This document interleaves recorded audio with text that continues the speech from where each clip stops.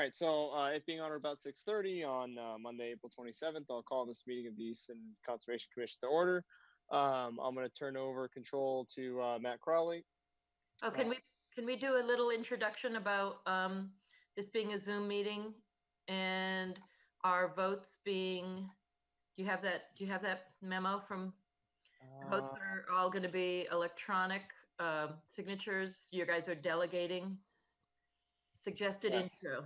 Can I read it for you? All right. So yeah. So this meeting is clearly being implemented through Zoom, remotely and digitally, and any decisions that are decided tonight will be signed off on by either Andrea and or myself per a earlier decision by the commission. All votes will be taken via roll call. We're going to take the hearings in order as presented on the agenda. We're trying to keep everything to a reasonable amount of time, but we do have some larger projects here, and I think this Depot Street one's probably going to take a little bit of time, I would imagine. Anything else you wanted to capture there, Andrea? No, thank you very much. Okay, and I guess one other thing, I know there's been a lot of discussion about some kind of greater policy regulation related stuff. And I don't know if we'll get to it tonight, but I'm really hoping that we as a commission can, kind of put some of that on the side as far as coming up with new policies. We need to have a greater discussion amongst ourselves in one of these meetings when we hopefully have some time. One of these evenings, and figure out what our priorities are for taking the deep dive back into our regulations, and figuring out what needs to be updated based on practices, what could be changed, it's redundant, and what needs to be clarified. I'd like to kind of iron those deals out, figure out what we want to pursue and how we're pursue that to the relations where we kind of start letting those on decisions, so that we don't kind of with the work of regulatory mod decisions that we have to kind of figure out how to turn into relations, and also hopefully we don't bring degrees of interpretation in our business. So with that said, open it up to Depot Street and Matt Crowley. I will, change you over to attendee, I believe. No, sorry, just emoted you coming back. Hang on.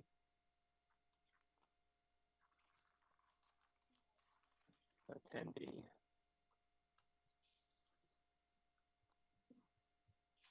There he is. All right, I think I'm here. Let me just make sure. Darshan, you're just going to need to unmute yourself. I'm going to share my screen. And I'm going to give you...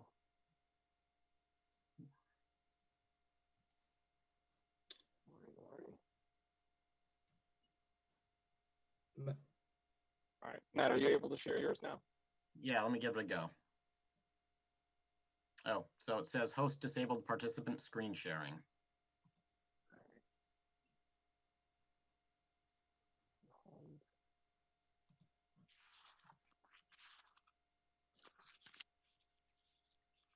Share.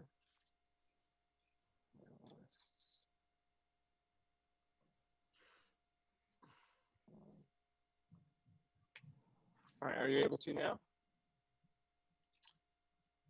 Yes. Great. Let's see. All right. Let's just confirm that everyone can see that. Yep. Okay, great. So Darshan Javeri is going to start speaking for Beta Group. Darshan, since I'm going to be working the documents here, if you could just let me know when you'd like to change pages, and the same goes for you, Laura. Yeah, thanks. Hello, everyone. Good evening. I'm Darshan Javeri from Beta Group, presenting the Depot Street Eastern Corridor project tonight. With me, Matt Crowley and Laura will be the helping on finishing, helping the project presentation. As you know, this is going to be remotely presentation. So we try to keep it limited, time frame, and hopefully we'll answer the questions if anybody has. And any project besides the Conservation Commission, outside the Conservation Commission jurisdiction, any comments you have, DPW engineering, Greg Swan can help you, any questions related to the project. Just to go to next slide. So Depot Street is a corridor project, as you see on the map here, starting at the Fox Ridge Road around the west side of the project to the Washington Street on the east. It's about 2-mile corridor project that's going to be reconstructed as a part of these design improvement project. The overall project improvement include proposing a sidewalk along the south side of the project from the beginning to the end, a continuous sidewalk, widening the little roadway to accommodate the bicycle accommodation throughout the project. Also providing a turning lane along the Blackbrook Road, Center Street intersection. That's going to be major improvement, proposing a new signal there with the relocation of the existing monument to the northwest corner, a little bit like a 30 feet or so, relocating to make Center Street and Porter Street realign to propose a new signal there. And the further up toward the Central Street, there's going to be left turning lane on the Central Street on Depot Street, and toward the end of the Washington Street, the project ends. Within the other improvements, the major improvement will be stormwater related throughout the project improvements and also the town is improving the water main along this corridor as a part of this project. So overall, right now, anticipated construction schedule for the project is next spring, 2021. Anticipated construction costs about $8 to $10 million. And the Mascot is going to be funding the project and oversee the construction for the project. For the next phase, for the environmental related project presentation, gonna turn over to Laura. Thank you. Matt, you can go to the next slide, please. Okay, sure. So this, I'm going to go briefly over the resource areas that we have along the project corridor, and then we'll talk about the impacts once Matt has done his stormwater presentation. So this is the overall project corridor. As you can see, there are several wetlands throughout the corridor. There are 2 intermittent streams that flow beneath the corridor that are classified as type 2 streams under the bylaw. And there is a Mass DEP Zone 2 on the western end of the project. So those are the wetlands. Next slide, please. There are 2 areas where natural heritage mapped habitat extends into the project area, closer to the western end and then kind of near the center of the project. There's also 2 vernal pools that are located in close proximity to the roadway, and we'll talk about the impacts to those later, but this is just general. And we did file, we did get a no-take letter from Natural Heritage as a separate review process prior to filing the notice of intent. So we did not file the notice of intent with Natural Heritage because they had already given the no-take distinction. However, we did include that letter in our submittal. Next slide, please. Before you move off, Matt, will you please highlight a couple key spots on that slide so people can get an orientation? Where's the intersection of Center and Depot Street? The intersection of Center and Depot, I believe, is in this area. That's correct. Here. Yep. Okay, and then Blackbrook? Blackbrook Road would be in this general area, I believe. It's a little bit more to the west, right there. Yep. Yeah, here we go. Okay, does that help folks get a sense? Okay, go on. Thank you, Andrea. Yep. And then next slide, please. This shows the boundary of the Hockomock Swamp, ACEC, so that it does extend across the project, across the roadway in some areas. And so some of the wetlands within the project area are located within the ACEC. And so that's it for the resource areas along the corridor. We'll talk about impacts later. All right. Matt, it's all you. Thank you, Laura. All right. And thank you, Darshan, as well for the introduction there initially. For everyone else, for the record, my name is Matt Crowley. I'm a professional engineer with Beta Group. My role for this project was to design the stormwater management system. As previously noted, this is a roadway project, which qualifies as a redevelopment under the stormwater management standards and as a limited project under the Wetlands Protection Act. These sheets here, I think, will actually be able to give a little highlight to some of the things that Laura was talking about already. There's two sheets, essentially. The western side of the project starts up here at Fox Ridge Road, moving to the right, down to the bottom here, continuing along, and then this sheet shows the eastern half of the job all the way down over to Washington Street. This green line here represents the natural heritage area of rare species. Any wetland resources are shown along in blue. And this brown line here represents the Hockomock Swamp area of critical environmental concern. So from the stormwater perspective, currently, stormwater from the project corridor and surrounding areas is collected and discharged through a combination of conventional drainage systems and overland flow. A significant portion of the project, primarily on the western side, has no formal drainage system and is discharged through country drainage to the adjacent wetlands and residential areas. There are several existing drainage systems which are located in the area of Center Street and Purchase Street through here. Also in the area of Central Street and Priscilla Road, and between Drake Street and Washington Street. So when we were doing the design for this project, early on we realized that the existing conditions do pose some challenges from a stormwater management perspective, which include significant right-of-way constraints, the location of wetland resources directly adjacent to the roadway, pretty much from Blackbrook Road over to School Street, and private residential features. Also, significant portions of the roadway are located in areas with soils with slow infiltration rates and high groundwater. So we did perform several test pits in areas where we had both some right-of-way area to install some leaching structures, and there were soils that were mapped suitable for infiltration. However, we did encounter a combination of ledge, fractured ledge, or high groundwater at these locations. So despite these constraints, the project proposes stormwater management improvements that do not exist today.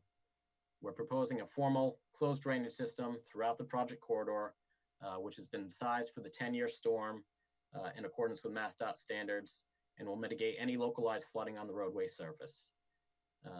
These systems will include the installation of 85 new deep sump catch basins and several stormwater management structures, including an outlet sediment trap, sediment forebays, and an extended dry detention basin.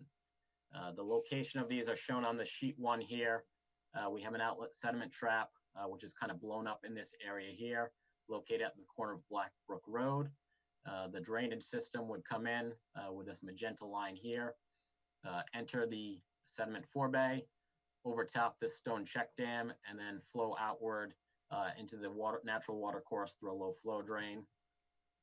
Over here between Overlook Lane and School Street, we have an outlet sediment or sediment forebay proposed as well, which will help mitigate any erosion from the outfall, as well as provide some sediment collection. And the most significant stormwater management feature is this extended dry detention basin at the corner of School Street. So the stormwater will come in, spend some time in there to allow the sediments to settle out, and then over time flow out through a low flow drain and out. We did consider some infiltration, but given that the soils are poor for infiltration and that standing water gives the potential for mosquito breeding habitat, we really wanted to make sure that empties out within 72 hours. So let's see. So overall, the project is going to provide TSS removal rates between 25% and 72% for both existing and new impervious areas. Using a weighted approach, will provide an 80% TSS removal equivalent for an area which exceeds the new impervious area. Although the extended dry detention basin will provide some mitigation to peak flow rates, there will be some minor increases to the runoff rates from the project. As noted earlier, it's not for a lack of effort of trying to install further mitigation.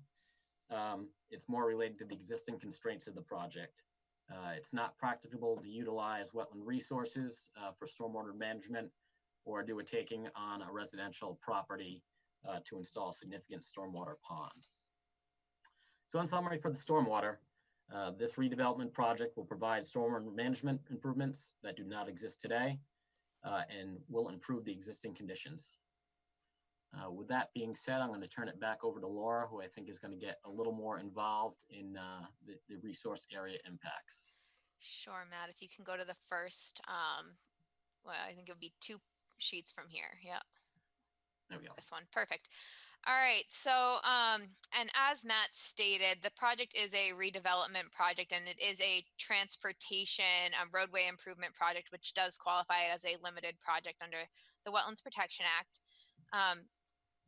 This is, so this plan set here only shows where we're within jurisdiction of the Conservation Commission. So either within 200 feet of a stream or within 100 feet of wetlands. So it starts generally near Blackbrook Road, slightly to the west of Blackbrook Road, where there is a wetland system on the north side of the roadway.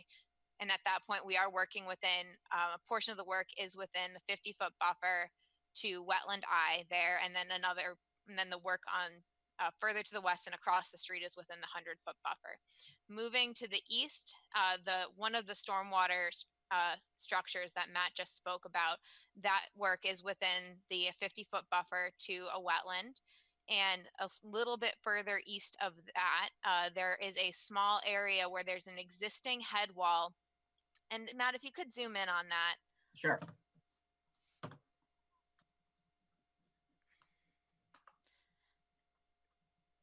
There's an existing head wall. There you are, where we are going to be replacing the head wall, which will result in 49 square feet of temporary wetland impact.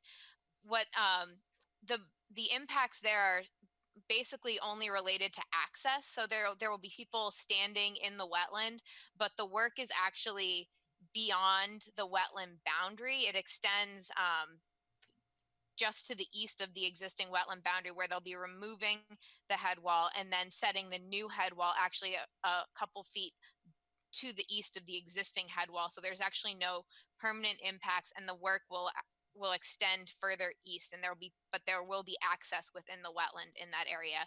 And then upon completion of that head wall replacement, they will seed with wetland seed mix to restore the area. All right, and then that work, and then you can go to the next sheet, Matt, and you can zoom out. Thank you. So starting on the next sheet, we have wetlands to the south of the roadway and to the north of the roadway, Wetland H and Wetland A. And moving further to the east from there, there is an intermittent stream that is flagged as J. It's the wetland J right there, that connecting wetland G to wetland A. So we have quantified the impacts associated with that stream for the 100 and 200 foot riparian areas. And we do understand we'll need to calculate the impacts to the 50 foot of the, within 50 feet of that stream, because it is a type 2 stream. Continuing to the next sheet, Matt. Again, here we're within 50 feet of wetland G and wetland B on the north and south sides, respectively, of Depot Street. The work here is related to grading and construction of the sidewalk outside of where the existing sidewalk is, because they are widening the roadway slightly in order to accommodate the bicycle lanes. And then further to the next sheet, please. Yep. And then here you can see just to the it'll be the east of Overlook Lane, there is another another type 2 intermittent stream, and we're doing work within the 50 feet of that type 2 intermittent stream, which connects the wetland F and wetland L just to the east of Overlook Lane. F and connects F and oh, there's L. L. I guess it's connecting F and C. Sorry, wetland L is the flagged stream. I apologize. Thank you, Andrea. And then you can see on the south side of the roadway the other stormwater structure that Matt spoke about. Next sheet, Matt. Again, the work within the 50-foot buffer and the 100-foot buffer to wetland F here is associated with grading and the widening of the roadway in order to accommodate the sidewalk and bicycle lanes. And then this is the first kind of section of wetlands, and then there's another section of wetlands, which we'll move on to now. Here you can see the wetland D and wetland E, and both of these wetlands contain potential vernal pools, which would qualify as vernal pools under the bylaw. The wetland D, the vernal pool within wetland D is approximately 25 feet within the boundary of wetland D, so work associated with the south side of the roadway here would be within the boundary of a bylaw vernal pool because we are within 100 feet. And then on wetland E, and you can see part of it here, and then Matt, if you would go to the next page just to show, you can see the rest of it here on the eastern end of this sheet. The vernal pool is approximately 75 feet internal to the boundary of wetland E, so we're kind of close on whether the work is within 100 feet, but we're going to consider most of the work on the south side of the roadway conservatively to be within the bylaw vernal pool associated with this wetland. So those are the impacts associated with the project to the wetland and the buffer zones. And we know that we need to request waivers from your bylaw because we are working within a wetland within 50 feet of type 2 intermittent stream, within 50 feet of BVW and bank, and within an ACEC, and within natural heritage and endangered species program mapped habitat, as well as within your bylaw vernal pools, 2 of them. So the work is a public benefit project, as can be seen. It's a really necessary corridor improvement project for the town. Having a sidewalk along the entire corridor is required by MassDOT standards. The shoulder widths are required by MassDOT standards, and the turning lanes are really necessary to help with traffic calming and to help with safety along the corridor. So we also did an extensive alternatives analysis, which we submitted to the commission that looked at why it's best to have the sidewalk only on one side. We did look at whether we could do on both sides of the roadway. That's actually the DOT requirement, but we had to request a waiver from DOT because the work was to have another sidewalk on the north side of the roadway would just blow all of the resource area impacts out of the water, and we just have way too much environmental impact if we were to have a second. So we did look at we did decrease the impacts by only proposing the sidewalk on one side. You'd probably start running into people's houses too. Yeah, exactly. So that's the wetland impacts and our request for a waiver. We do have the waiver here, which is the next page, starting on the next page. Our waiver request, I kind of just covered basically all of that. We also have uploaded it to Permitize. So I guess we're ready for questions, or if there's anything you'd like us to present. Did we miss anything, anyone? Do you want me to go through my comments at this point, or? Yeah, why don't you go ahead, Andrea? Okay. Laura, I don't want to put you on the spot, but the wetland report also identified the wet meadow, the ice rink, as a wet meadow. And do you want to go over to that spot over next to School Street? And is there any work there? There's no work in the ice skating rink. There is erosion controls being proposed, and there's work adjacent to it. There is work within 50 feet of the ice skating rink. Okay, so you might want to include that. I didn't even pick it up. I just saw it flash by. You might want to include that in your wetland waiver. The waiver itself, I agree that the waiver request is well documented.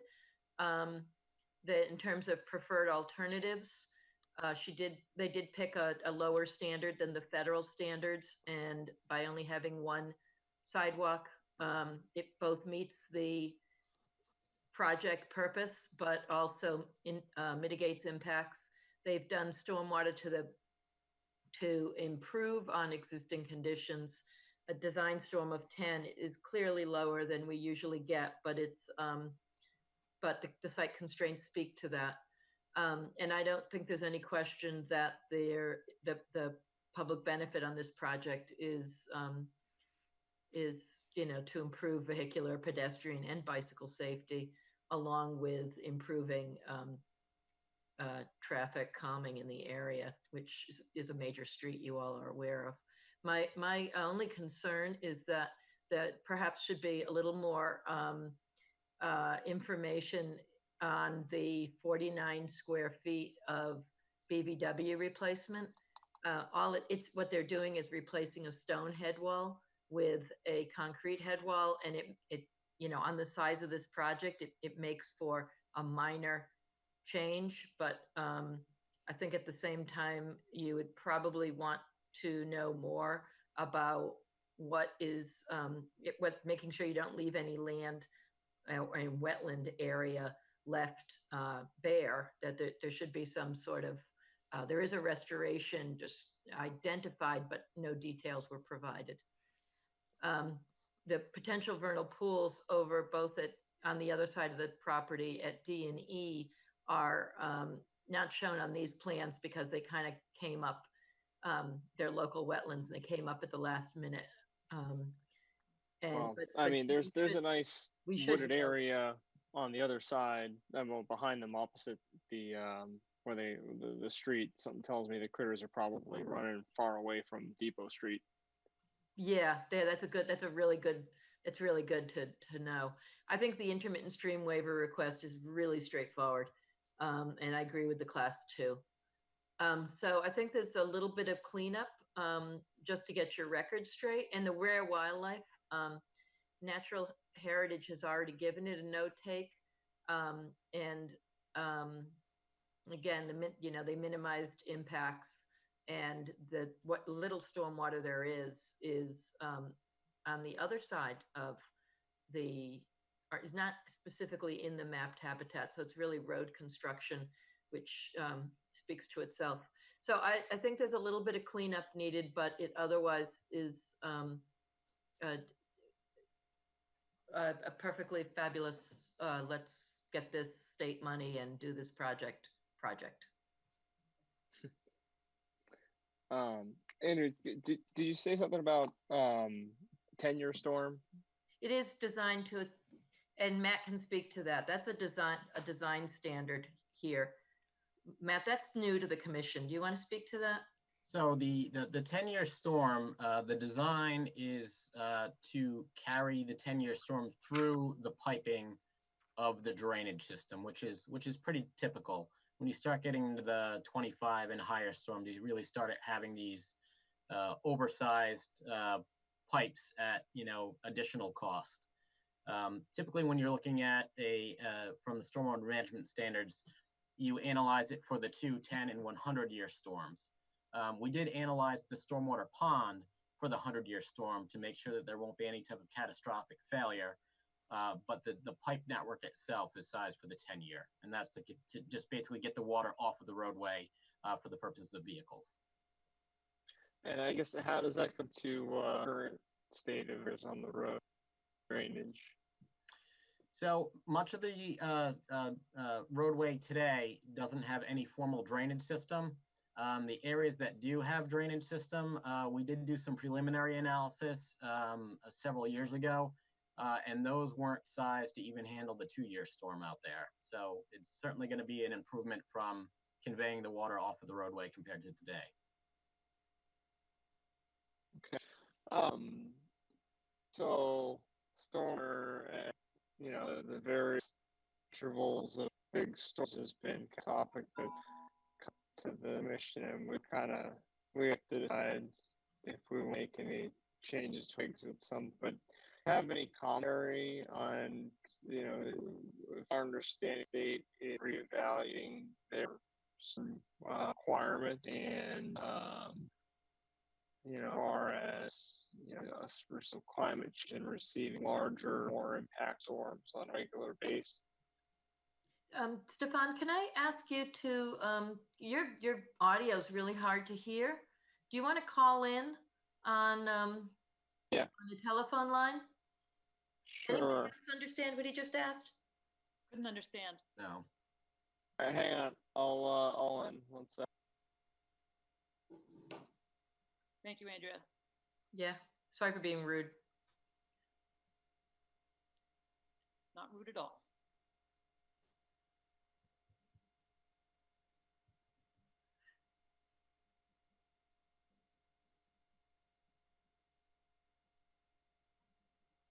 Greg, do you want to take this time?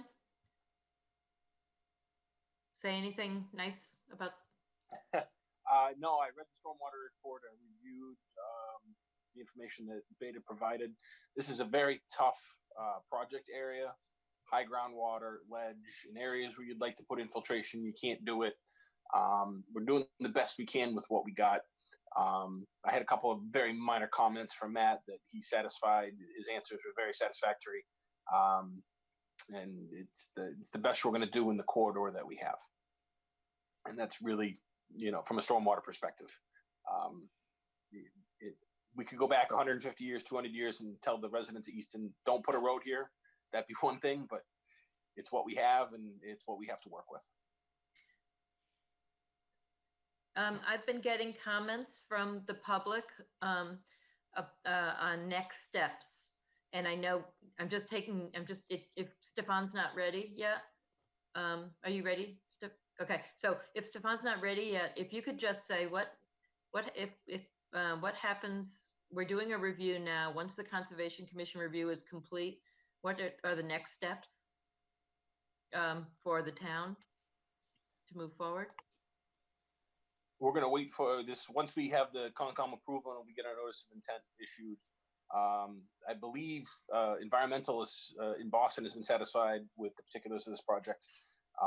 We'll get a MEPA review and we'll be on to the next phase. 100% plans are in Boston and district and are being reviewed as we speak.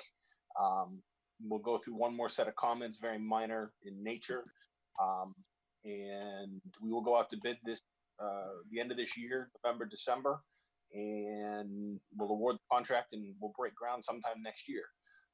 If people are wondering about the easements, we have to get through a couple of more steps in Boston, but when it comes time to talk about the takings and the easements, you will see an email, you'll see public notifications. We will make sure that all the residents on Depot Street are made aware of where that process is going. I'm back. Can you guys hear me okay? Yay. All right. Thanks for that, Greg. So all right. So Matt, my question, if you had any commentary, and again, we're not trying to, change any policies here, but, Andrea mentioned that some of the stormwater was to the 10-year storm versus 100-year. And, our understanding is the state is undergoing a review of their requirements for the various storm intervals and the intensity given climate change and everything like that. And I know we're improving the situation on the road with what you have here. But do you have any commentary on it being just for a 10-year that's likely to be revised? The requirements at the state level are likely to be revised up at some time in the future? Yeah, I can provide some commentary on that. So the historical design standard for rainfall is something called TP40 data, which is actually in the current Wetlands Protection Act requirements. And there's been several people, NOAA, as long as the Northeast Regional Climate Center, they've been doing some studies on more recent intense rainfalls. Now, when you compare those two rainfalls, it's not until you start getting to like the 25 to 100-year storm event that you really start noticing the difference, where you go from like 6 inches of rainfall to 8 inches of rainfall. And I think what they're really looking to do is making sure that when you're designing a impoundment type structure, that the new intense rainfall isn't going to do anything to cause it to have catastrophic failure, like your detention pond basically overtops, your berm washes out, and then you have, you know, thousands of gallons or cubic feet of water rushing down towards, you know, a residential structure or something like that. I don't think that you're going to see any changes in the design storms for sizing roadway drainage systems. Those really aren't meant for impoundment. They're really just to convey the water off of the roadway itself. And I guess just looking at it from a typical perspective right now, we're looking at this roadway system will only be exceeded once every 10 years. If you start going beyond that and trying to size it for the 100-year storm, saying that, you know, drivers on the roadway are only going to, you know, encounter any flooding on the road once every 100 years, we're really going through and over-designing this system. This system as well, it was designed for the 10-year, assuming that all the roadway flow gets into the catch basins. However, there are some sections that are still going to have some country drainage in it. So I think, in fact, the system is actually probably even oversized a little bit for the 10-year storm. Okay, thanks for that. Thanks for that commentary. I mean, aside from a slight concern about that, but again, I think we're improving the current situation by quite a bit, it seems. You know, I see a lot of public benefit to the project. Sounds like a lot of great safety improvements to me. So I'll turn it over to the rest of the board. Rory, do you have any questions? Yeah, just a couple of questions here. So just want to focus in a little bit. Maybe Laura can address these some questions about the potential vernal pools and just describing what permanent impact there may be to these PVPs in wetland D and E, if any. I just want to make sure. I mean, I think that we're actually outside the ACEC in these PVPs. I think the ACEC actually ends to the west of this. That's correct, yes. Okay, well, that's good. Now you didn't hit the daily double at least. But maybe you can just give us every other box possible. Oh my goodness, it was a bonanza for sure. Just give us some perspective of potential permanent impact to this on these vernal pools. So the actual work doesn't even affect the wetlands. So the vernal pools are internal. The mean annual boundary of the vernal pools are internal to both of the wetland boundaries. In wetland D, it's 25 feet internal to the boundary of the flags that you see, and then in wetland E, it's about 75 feet. The impacts along the roadway here are related to minor widening. And Matt, could you zoom in just on the wetland D area so we can see a little closer what's, and Darshan, you can jump in here, but you can see the edge of the existing, there's an existing rock wall and an edge of the pavement, which you can, Matt, if you would point them out. So that's the an existing rock wall. So there's existing disturbance up to that rock wall. Beyond that, there will be clearing and grading down to the proposed tree line, and then they're going to be replacing that rock wall along this existing, or along the toe of this slope once they're finished grading that out. So those are the impacts associated with this one. And this one is, these impacts are much closer to the vernal pool mean annual boundary than for wetland E. So now we can go over to wetland E, Matt. Thank you. So here, again, you have some widening. You can see the existing, well, you can barely see the existing edge of pavement. It's right below another line that line there, which is the, what line is that? That's the proposed curb line. That's the curb line. Okay, and then the line a few feet off of that, that's the sidewalk line. There, yep. And then beyond that, there will be minor clearing and grading down to the erosion control boundary line. And here we're about 75 to 80 feet away from the wetland. So it's clearing and grading, and then that area will be stabilized once the work is complete. 75 to 80 feet away from the wetland? Away from the mean annual boundary of the vernal pool. Okay. Yeah. Just one other question here about the rare species habitat here. What rare species is this? It's the wood turtle. Okay. One other last comment here is just one of the things in the waiver request, and I believe that there's substantial public interest waiver here to meet that criteria along all the different waivers you're being required to have here. But one of the mentions is a connection, a pedestrian connection to Center School. And I just want to make a comment that given that we're building a brand new elementary school starting soon, I think, that I'm not just quite sure the long-term value of that particular interest. I think you've got enough otherwise, and I'm fully in favor of this project, but I just think that particular waiver benefit is relatively minor or short-lived, especially since we don't know what Center School, the ultimate use of it will be in the future. That's understood. Matt, can we go to the plan that shows where that location is?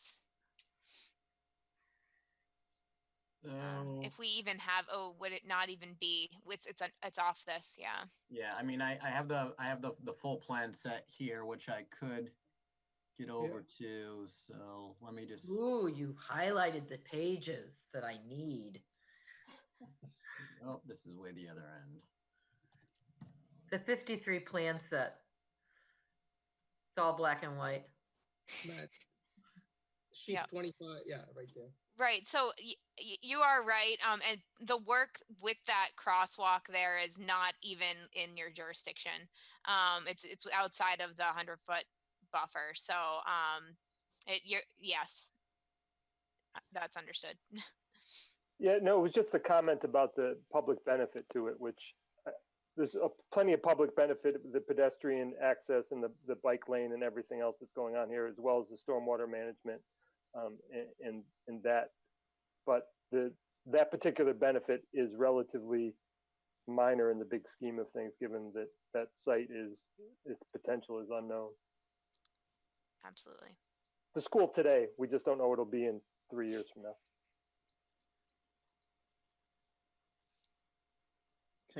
Anything else, Rory? You're good? Okay. Carol, any questions? Sure, thanks for asking. We have that temporary 49 square foot impact area. Wetland seed will be going down there. Yep. What's the maintenance plan there? It's a small area, but we want it to recover well. And speaking of maintenance, all the sides of the roadway that will be graded, what kind of plantings do we want to reestablish in pioneer plantings? How do we want to manage those? I will say the wetland quality there is, I mean, there's clearly water, ponds there. The water then from this point drains into a drainage structure. So the flow, the wetland drains at that point at that head wall. So there's typically standing water there. It's not a stream, but which is why we're proposing seed along the areas that might get disturbed during the work. But it's not, because of the standing water, it doesn't really lend itself towards plantings. I mean, we could plant along the edges. It really is a very small 49 square foot area. There won't be much clearing there won't be any clearing in the wetland because there's no vegetation there currently. Right, thank you. Yep. So, and then what about the entire length of the north and south edges of the, you know, the hardscape there? What about plantings that would want to emerge as the area recovers from the disruption of the project? Would the open soil areas be seeded or just left for the weeds to, you know, fight it out among themselves? All within the slope and both sides of the roadway slopes going to be treated with a loam and seed entire corridor. Okay, and why is that the best option? The other option, if we looking at like if there a mulch out there, it'll be treated with a mulch area. There are some properties has a landscaping in the front of their properties that can be maintained or replaced with a mulch or loam and seed as needed.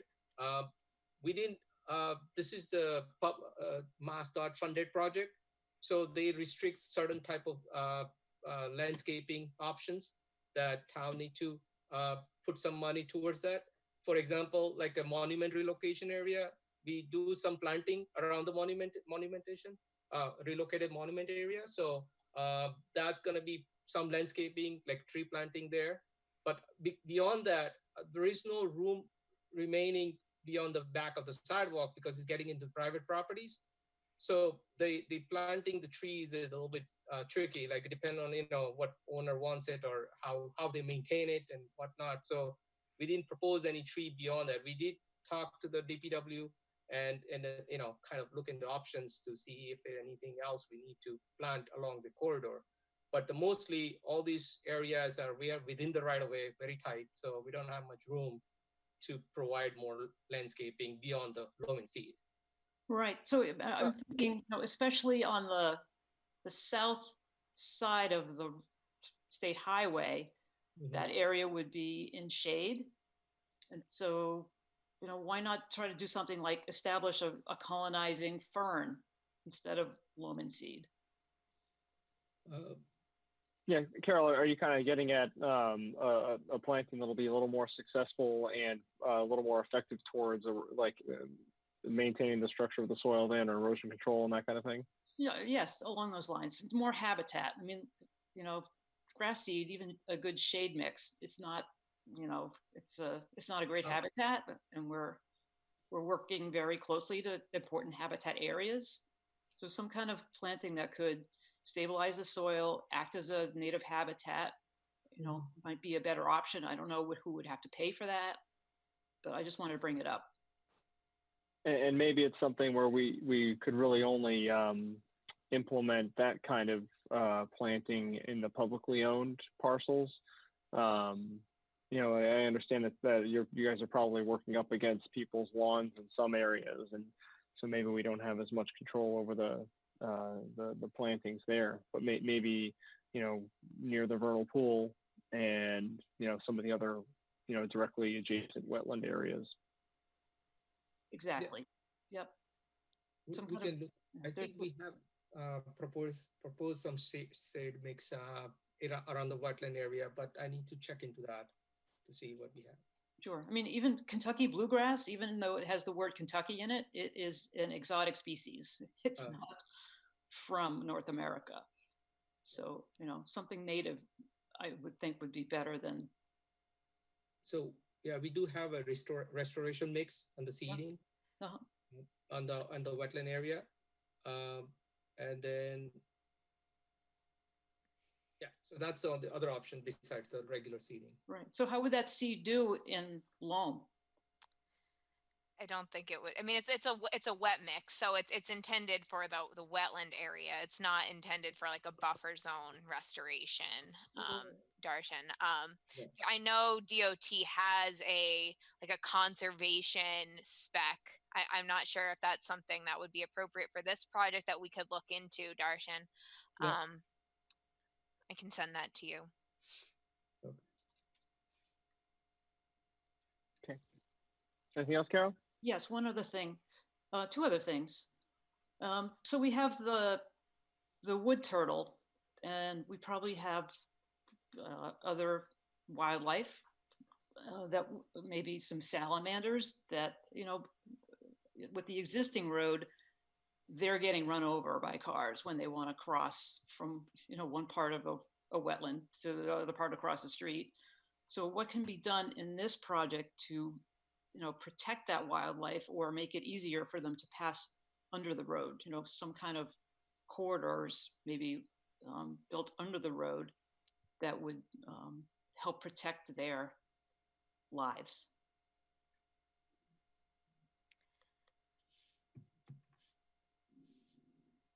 I've worked on a couple of projects with DOT that have proposed wildlife crossings under the roadway, and they're bridge structures, and I know that they're very expensive. So I don't know whether it would be possible to include them in this project. Is it possible? Okay, yeah, because of like the funding source and limitations. Exactly. Sure. Well, you know, I don't know much about this. What about a barrier to prevent them from crossing the road so they don't, you know, don't get croaked? I don't know if the curbing that's being proposed could help with that. I mean, we are proposing curbing along the majority of the roadways here, which might help that from getting, or too many of them getting across the roadway. But then if you're putting in too many barriers, then you're really restricting wildlife migration, which also is a concern with if they're in an upland on one side of the roadway and they need to get to that vernal pool on the other side of the roadway, and you're preventing them from getting to their breeding habitat. I don't know if that's good either. Yeah. Yeah, it's so we're, you know, there was a roadway between an upland and wetlands, and you know, you'd have to yeah, it's a tough call. It's yeah. Like someone said earlier, like it's not an ideal place for a road. Yeah. We all agree. Number 3, what about lighting? Is the state paying for any lighting along the road? So there is existing lighting along the all the poles, utility pole out there. The majority of the poles going to be replaced. So if there is existing lighting, that I think town has a program of retrofit the Cobra heads light on the pole that can be replaced on the new poles location. And at the monument, we proposing just uplighting there in the monument area. That's about it right now.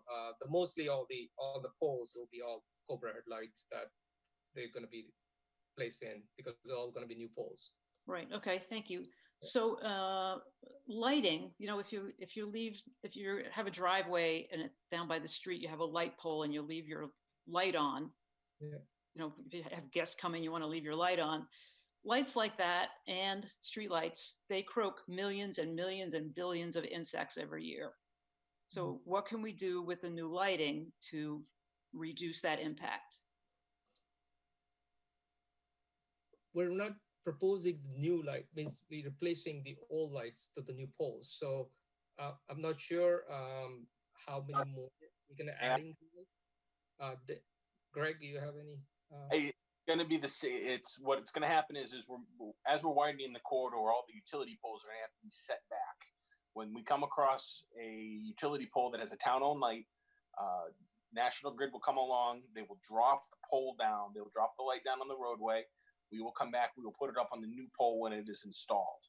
We're not adding any new light to the project. We're not taking any away. We're keeping what we have. Right. Any light any new lighting that Darshan is talking about is proposed uplighting added around the monument. Right. Understood. Talk about it's very minor in nature. If you want to comment about that. Right. All right. So this is not an opportunity to discover if there are streetlights that attract less insects, attract and kill less insects? No, that would not be part of this project. If we were to replace, if yeah, I understand what you're asking, and it's a good question, but it's not part of this project. The only lights that are going to be moved are just taking the existing ones down that the town just bought to be more financially responsible. Take the old ones down, move the pole, put them back on the new ones, and that's it. And that's the limit of the project. Understood. Okay. Thank you. No further questions. Okay, thanks, Carol. Mike, any questions? Yeah, just to jump actually on the wood turtle. I'm really stoked that you guys found that and that was there. Being a former member of the Herpetology Society of New England, I wouldn't want to see them potentially being blocked from crossing the road. I think that's really detrimental to them. But I have seen and heard tunnels or little paths under the road that have worked really well in other states. So maybe down the line, if that's something we can incorporate, that's awesome. But if not, even like a simple sign, I know motorists don't always look at them or obey what that sign's telling you to do, but at least it's something to notify that they're there. But other than that, this project seems like it's really going the right way, so I'm good. Good idea, Mike. Thanks. And that's all I got. All right, thank you. John? Yes, this is a great project, by the way. Appreciate it. I guess a few things, to talk about after Carol and Rory were bringing up the questions regarding the vernal pools. I guess, to me, it's, are these potential vernal pools, do they have the critters in them that would be of certifiable status? I mean, I think that would be the first thing to find out or understand to determine if there's going to be a potential take with any sort of wildlife habitat corridors needed or anything like that. And then secondly, with the turtles, I don't know personally how active they are during the year, but maybe looking into some activity when they're most active. Same thing with any potential species that might be using these vernal pools to kind of come up with an assessment of, if there's certain time frames of the year where it's more advantageous to do the work. That way, that there's not going to be a specific take on any of these species. And then kind of also making sure that you don't prohibit the migration patterns of these species at the same time when you're doing the work by putting up permanent or temporary barriers. I think that's important to take into consideration as well. Greg, do you guys have an approximate construction schedule if everything goes relatively smoothly? I think Darshan had mentioned at the beginning of the presentation that it's going to be a 18-month to 24-month project. Darshan, does that sound about right? Yes, it's about 2-year project total, because depending on the construction season when they start. So usually they start in April or so. So they go through up to the November, and then following year, they go the remaining construction works. So usually about 2-year total. This is a good sized project, 2-mile corridor and quite a bit improvements and everything. So we'll at least anticipate 2-year construction season. And did you say you guys were starting on the western end, completing over at 138? No, that's something that we don't dictate. It's about the contractor to decide how we want to address, Okay. Because we have a major underground utilities work, especially the drainage and the water main work. It's going to be going on. So depend on how they start the project. But it could be either end of it, start the project and then it go one end to other end following the reconstruction of the roadway. All right. So, John, maybe to your point, maybe we condition it such that Andrea, in her oversight of the project, is cognizant of those resource areas during specific times of the year, and we see what we can do to mitigate impacts. Yeah, May and June is generally when a wood turtle or a female would be looking to mate and then start laying her eggs. Usually based on weather and barometric pressure, like my reptiles.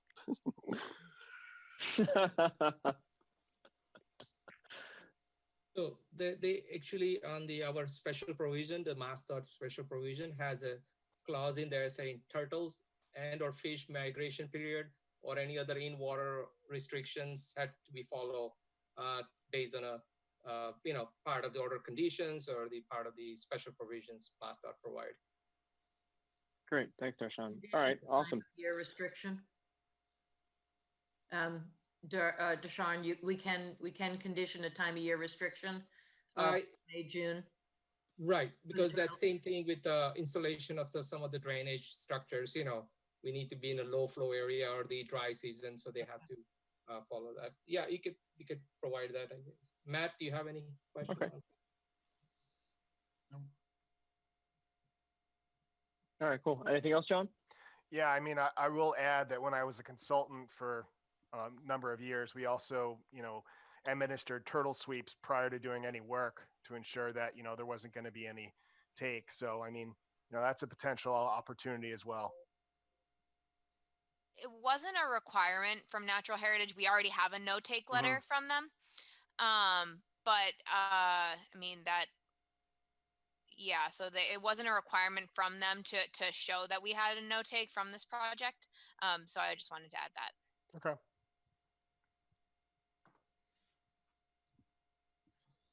All right, great. Now, are you guys have a little more work to do on this before you come back to us for an approval? Is that the situation, or the work that Andrea, is the waiver in good shape?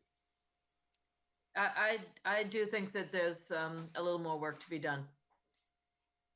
Andrea, based on I read through your report, and it sounds like you're mostly looking for just square footages and areas. I guess what else, and a little more detail on the wetland restoration. But other than that, is what else are you looking for? I think when it comes to the potential vernal pools, one is farther away than the other, but having a sense then of once you identify those boundaries as an estimate, getting a sense of what work is there and whether or not there's any how far away we are. And I think John just spoke of getting some eyeballs on what type of pool it might be. The commission tends to be, are they certifiable? I mean, they could be, I mean, regardless, they're still a vernal pool under your bylaw. So, I mean, they're going to be protected because they hold water. So even if, I mean, they still would provide the habitat, regardless of whether or not there's actual egg masses in there. I mean, of course, if they are certified, they're protected under the state, but they're only protected from the mean annual boundary. So they're substantially more protected under your bylaw, regardless of whether they're certified or not. I mean, we can look at that, but it's not going to change anything here, because we're already far enough away from the mean annual boundary, and the impacts there in those locations are only for the roadway widening to be able to put that sidewalk in that location. There isn't even like a grass strip between the sidewalk and the roadway there. It's as close as it can be. They minimize the cross section as much as possible in that location. I mean, we can get you those square footages, but it just that's just a I mean, we could get those to you tomorrow, based on an approximate boundary, to show what that work is. But we've already, I mean, we've talked about the work here, I guess. So I just seems like a number that we could get you really quickly. So that's all I'm saying. So I guess I've heard you say mean annual boundary a couple times. The wetland flags that, like the D series here that's on the screen, are those the mean annual high water, or is that the boundary per the local bylaw? That's the boundary of the wetland. So the wetland boundary extends further because you have the wetland vegetation and wetland soils in that location, but there's no actual evidence of staining at those locations. So that's that's the boundary of the wetland, but there's an internal mean annual boundary of the vernal pool. So the vernal pool is internal to that wetland by approximately 25 feet. So that's the distinction there. So there's like a wetland boundary, and then inside of that is the mean annual boundary of the vernal pool, but extending from that mean annual boundary is your 100-foot boundary of your vernal pool. Okay. Does that All make right. sense? So yeah, a lot of this work is actually inside the local vernal pool boundary, Correct. as Yes. well as the buffer. Correct. Yes. Okay.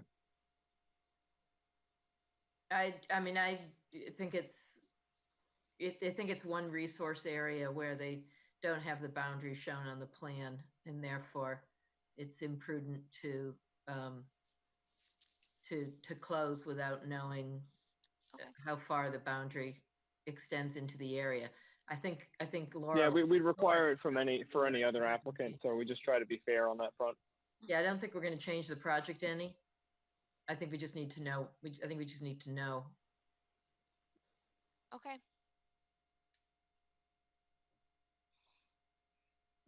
But I think, aside from some of these details, I think it's a great project, a lot of public benefit. We just got to iron out a couple details, and I think we should be in pretty good shape. And we'll just, I think we have a few conditions that we'll add in here, and it sounds like some of them are even anticipated by some of the state, rules related to the project. Before we get to the public comment, what I heard was the conservation restoration mix, a little, so we'll have a blow up detail on the bordering vegetated wetland. I heard talk of a conservation spec that might be able to be used in the right of ways, especially on public lands. I heard questions about the wood turtle and habitat evaluation signs, assigned crossing. But I'm not sure how you want to handle that, but I did hear that a condition for time of year restriction for the active breeding time of May, June in the wood turtle area. And low flow season for drainage is kind of a standard. You probably already have that in your specs. Did I miss anything from the commission? I think that's it. You guys good? Public comment? Yeah, any public comment? Raise your hand. Raise your hand. If you're in the attendance and you want to speak. Do you know how to raise your hand? We have 2 phone calls. I don't see any. No. Okay. Big surprise. All right. Seeing none. So do we have a meeting next Monday, all right? Yeah. Do you guys want to continue to next Monday or further out? Meeting after that's the 19th. The information that we have to get you is really minor. I think, we should be able to pull that. Correct me if I'm wrong, Darshan and Matt, but do you think that just a week is fine? The stuff should be in on Wednesday, which is 2 days. Andrea and Stefan, and the rest of the conservation, can we make that contingent upon an order of conditions getting this information? I mean, if it's not going to change the project design, just to get you guys that information, not to hold up the project, would that be feasible? So just as a personal approach here, is it, I'm not sure that there are some things here that we normally would not approve a plan without some of that information. And I would hate to make the exception on such a large project that is town sponsored. So I think it would probably not be in our best interest to do so, Greg, unfortunately. Okay, understood. Yeah, I think you're right, Rory. So Laura, we can do by this week, right? Next couple of days, so we can wrap up the. Yeah, I think we should be able to have it into you on Wednesday, Andrea. That's not a problem. I appreciate that because I mean, as it is, I was working over the weekend to get this stuff done. You know that. Yep. Okay, great. Yeah, and it does sound like it, should be relatively straightforward for you guys to pull together. Okay, great. So motion to continue the Depot Street project to our May 4th meeting. Lundin, second. All those in favor? Okay. Rory? Spady, Hallfeld's aye. Lundin, aye. Spady, aye. Thomas, aye. Catino, aye. All right, thank you guys. Thank you. Thank Okay. you. You guys can either leave or I can demote you. Your choice. Oh, I'll leave. Boot 'em. Thanks, everyone. Thank you. Have a great night, everybody. All right, so we'll wait for this to clear out for a sec.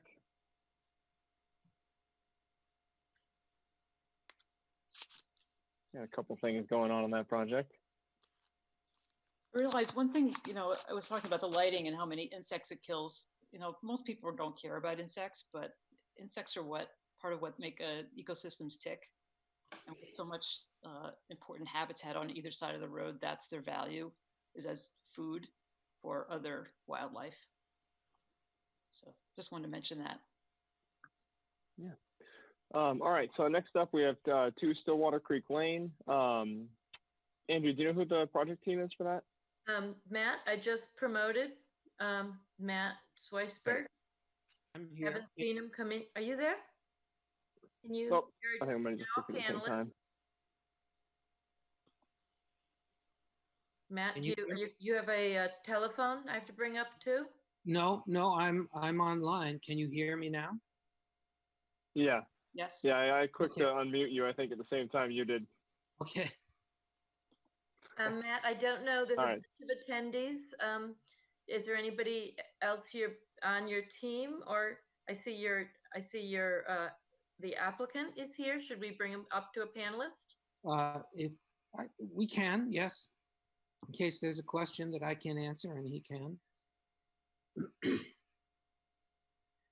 And then other people who might be here as for the public to answer for questions, we'll bring you in at public comment time. All right, can everybody see this okay? Can you bring up figure 1, the locus map? Sure.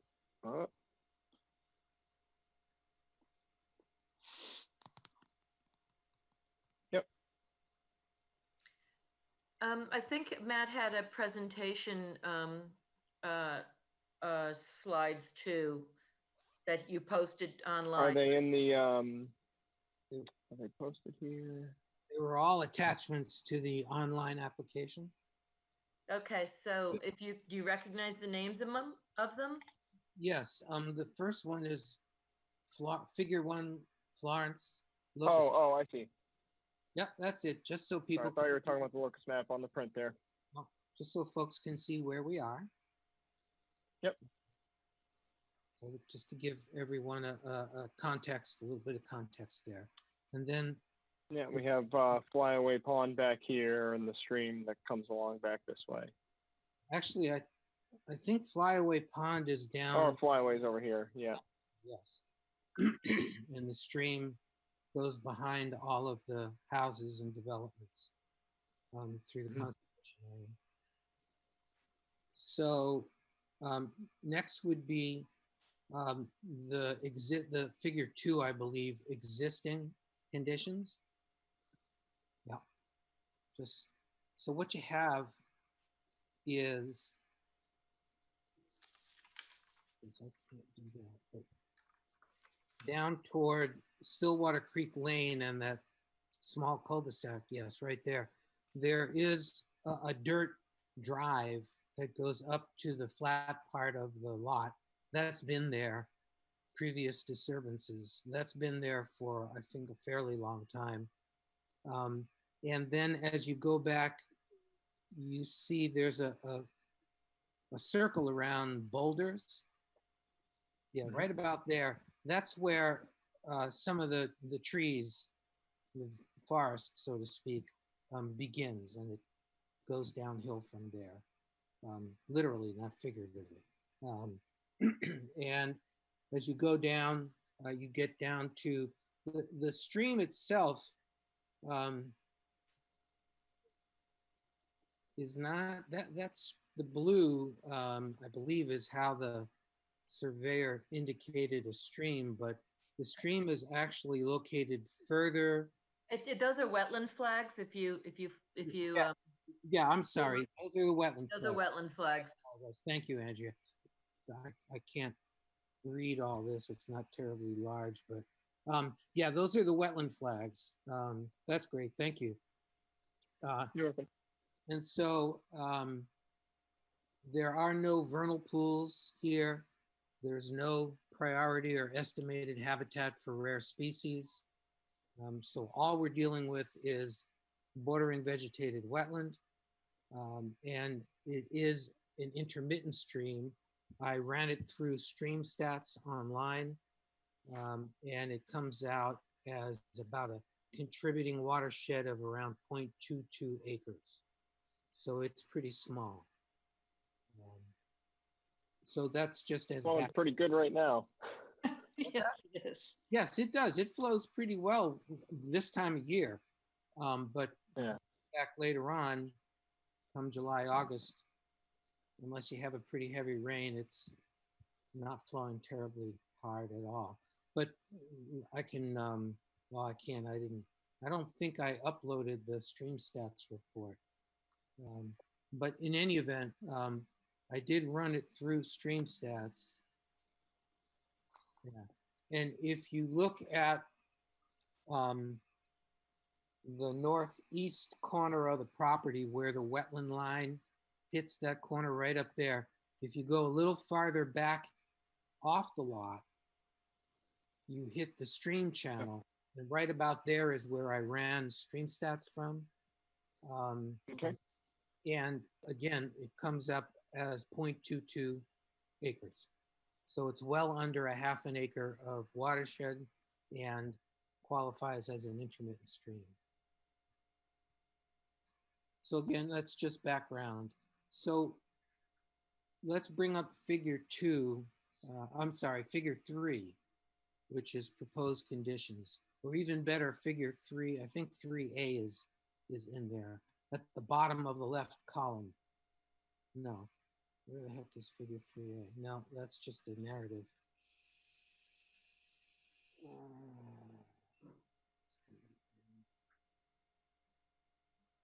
Oh, right here. Oh yeah. There we go. Whoop. Can you rotate that? Here, yeah, hang on. Sure.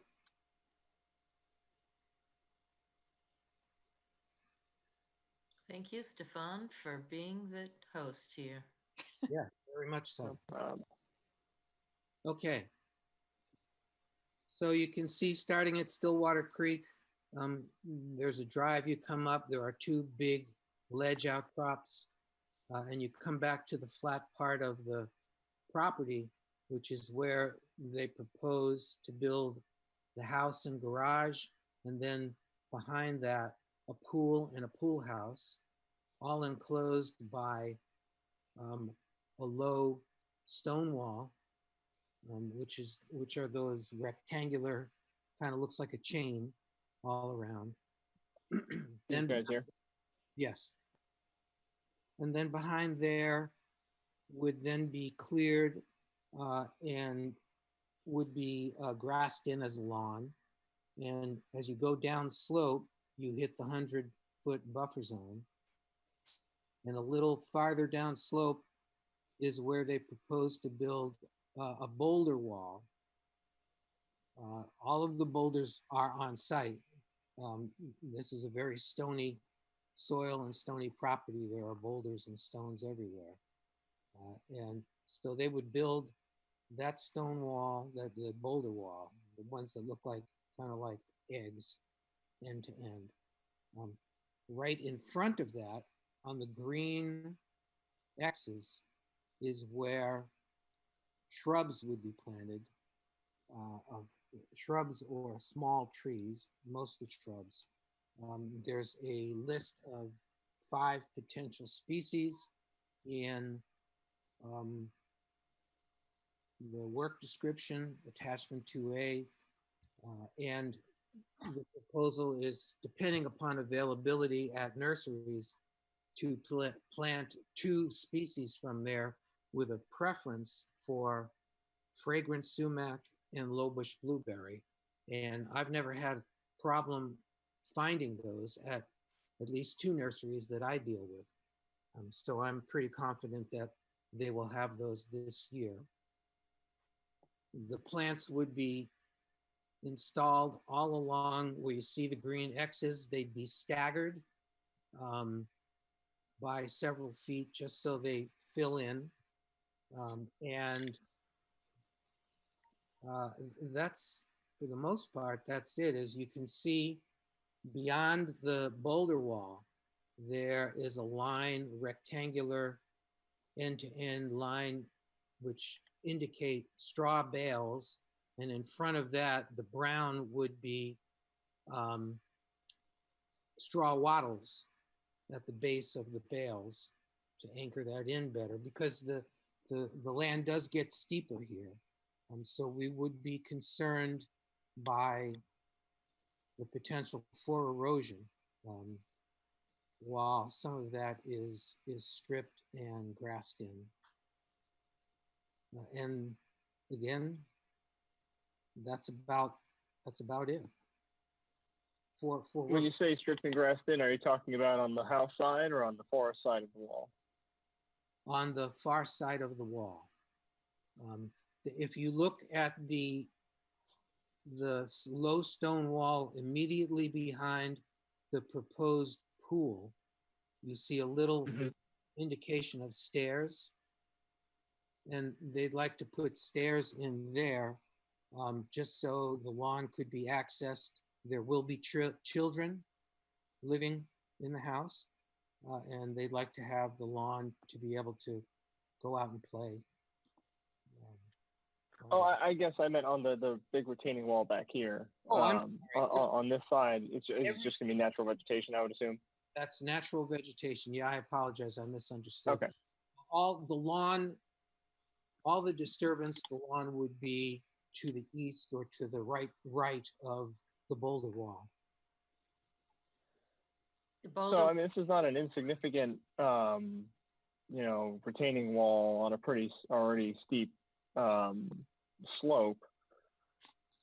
Have you guys evaluated any, erosion considerations?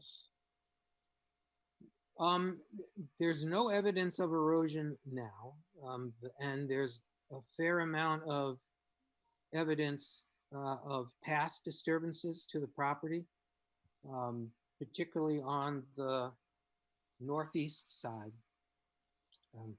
There's no real evidence, and it is steep in certain portions and it flattens out in other portions. The grade changes as you walk across where the boulder wall would be.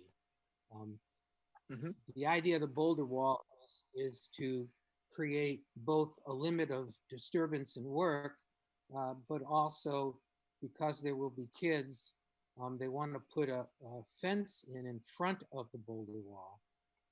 The little red line with the red circles in it, to help prevent kids from wandering farther down slope into the wetland way back and messing around in the stream. Well, that's just sad. Kids should be messing around in streams. Well, I don't disagree, because that's what I did as a kid, and it sounds like you did too. Yeah, so did my kids. I think they're little, so I think there's a little concern for that. Oh, we don't need to judge any parenting.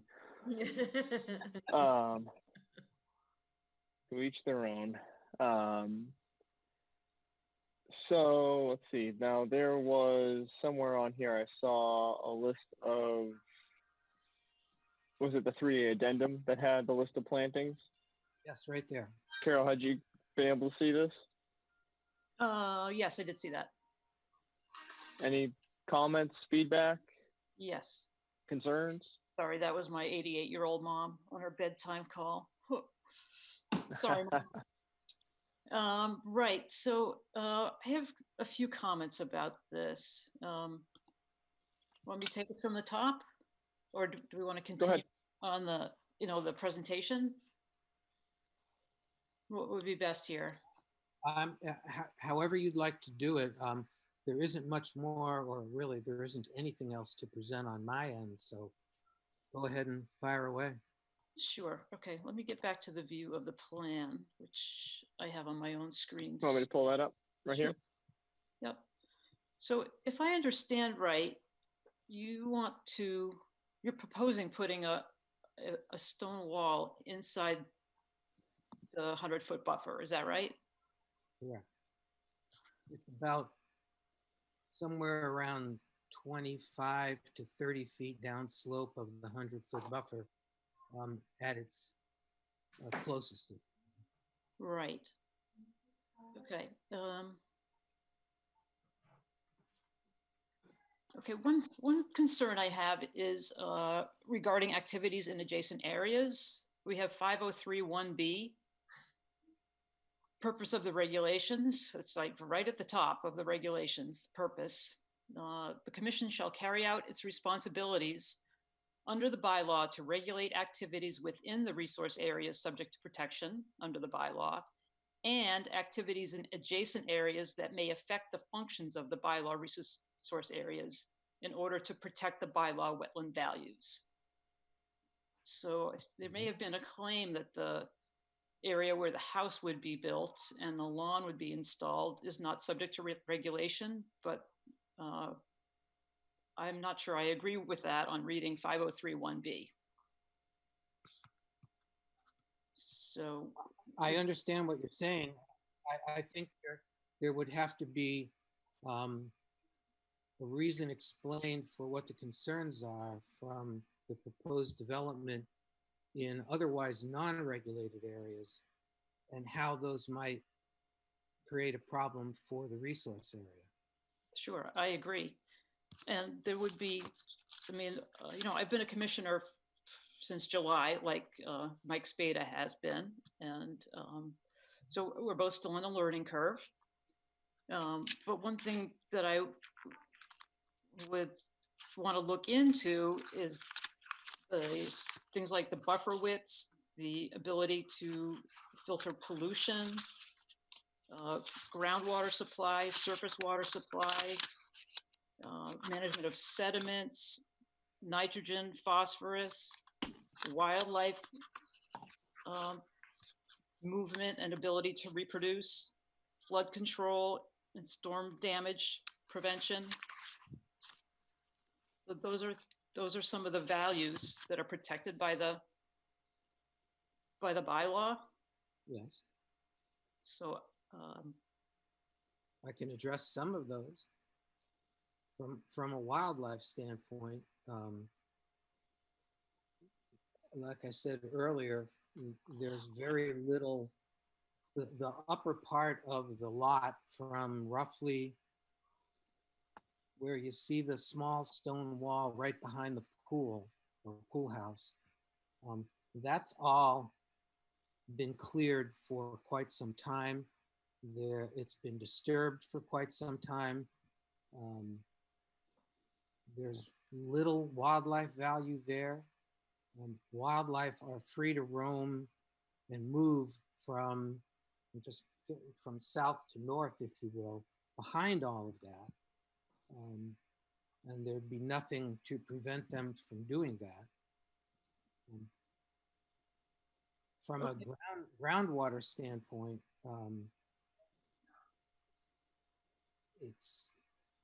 you've got a pretty long way to get to groundwater because you're up on this slope, and you don't get any surface water breakout until you get down very close to that wetland boundary at the very far back end of the lot. There are no floodplain issues. There's no flooding issues. The stream is free that's off the property to flood up into the wetland, and there's nothing proposed here that would interfere with that. I'm not sure what other wetland functions or ecological services would be disturbed by the proposed house lot. Right. So getting back to the previous disturbance, Yes. what do you know about that? Where is it? When did it take place? What was the nature of it? Was it above the soil line or below the soil line? Well, as far as I can tell from walking the property twice or 3 times, it's fairly old. I don't know when it was done or who did it. And it's just surface. There are some couple of piles of boulders in places up on they're pretty much where you see the proposed pool. There are some piles of boulders there. They're fairly small, but you can't miss them.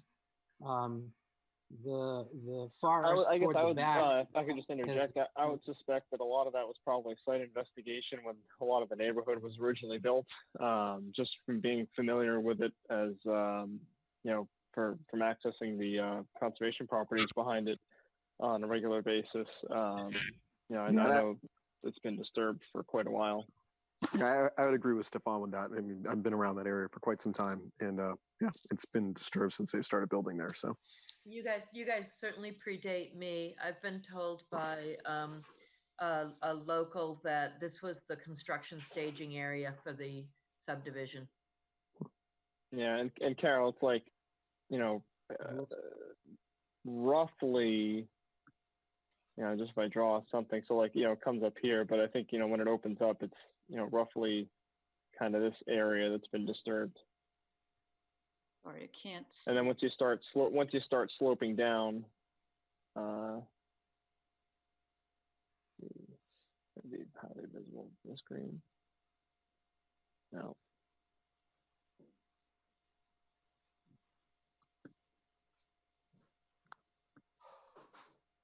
Can you see that? No, I can't.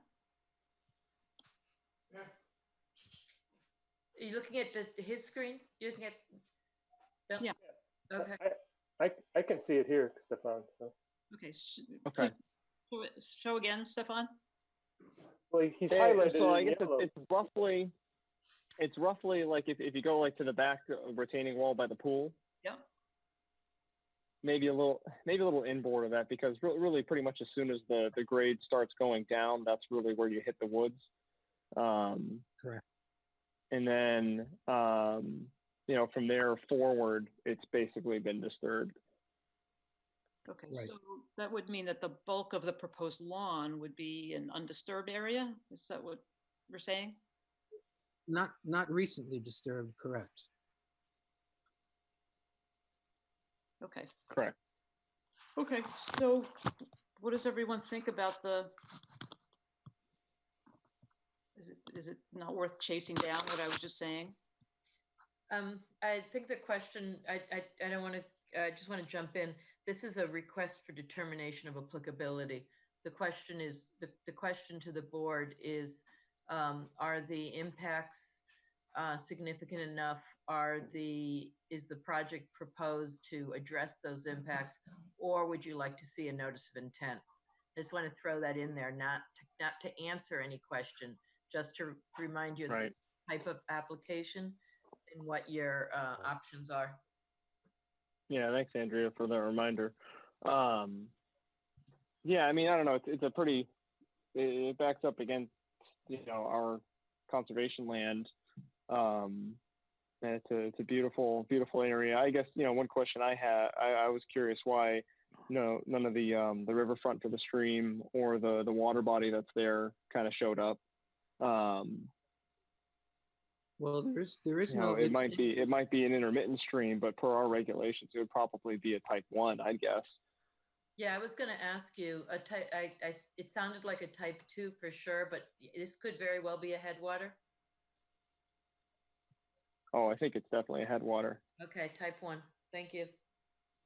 I mean, just the way it feeds into the Queesit Brook and everything, it's solid. Yeah. Okay, so got it. So I'll move on to my other concerns. Yeah. And I'm not, I'm still a newcomer in a way, but I am concerned about, let me get to my other document here where I had some notes. Landscape design.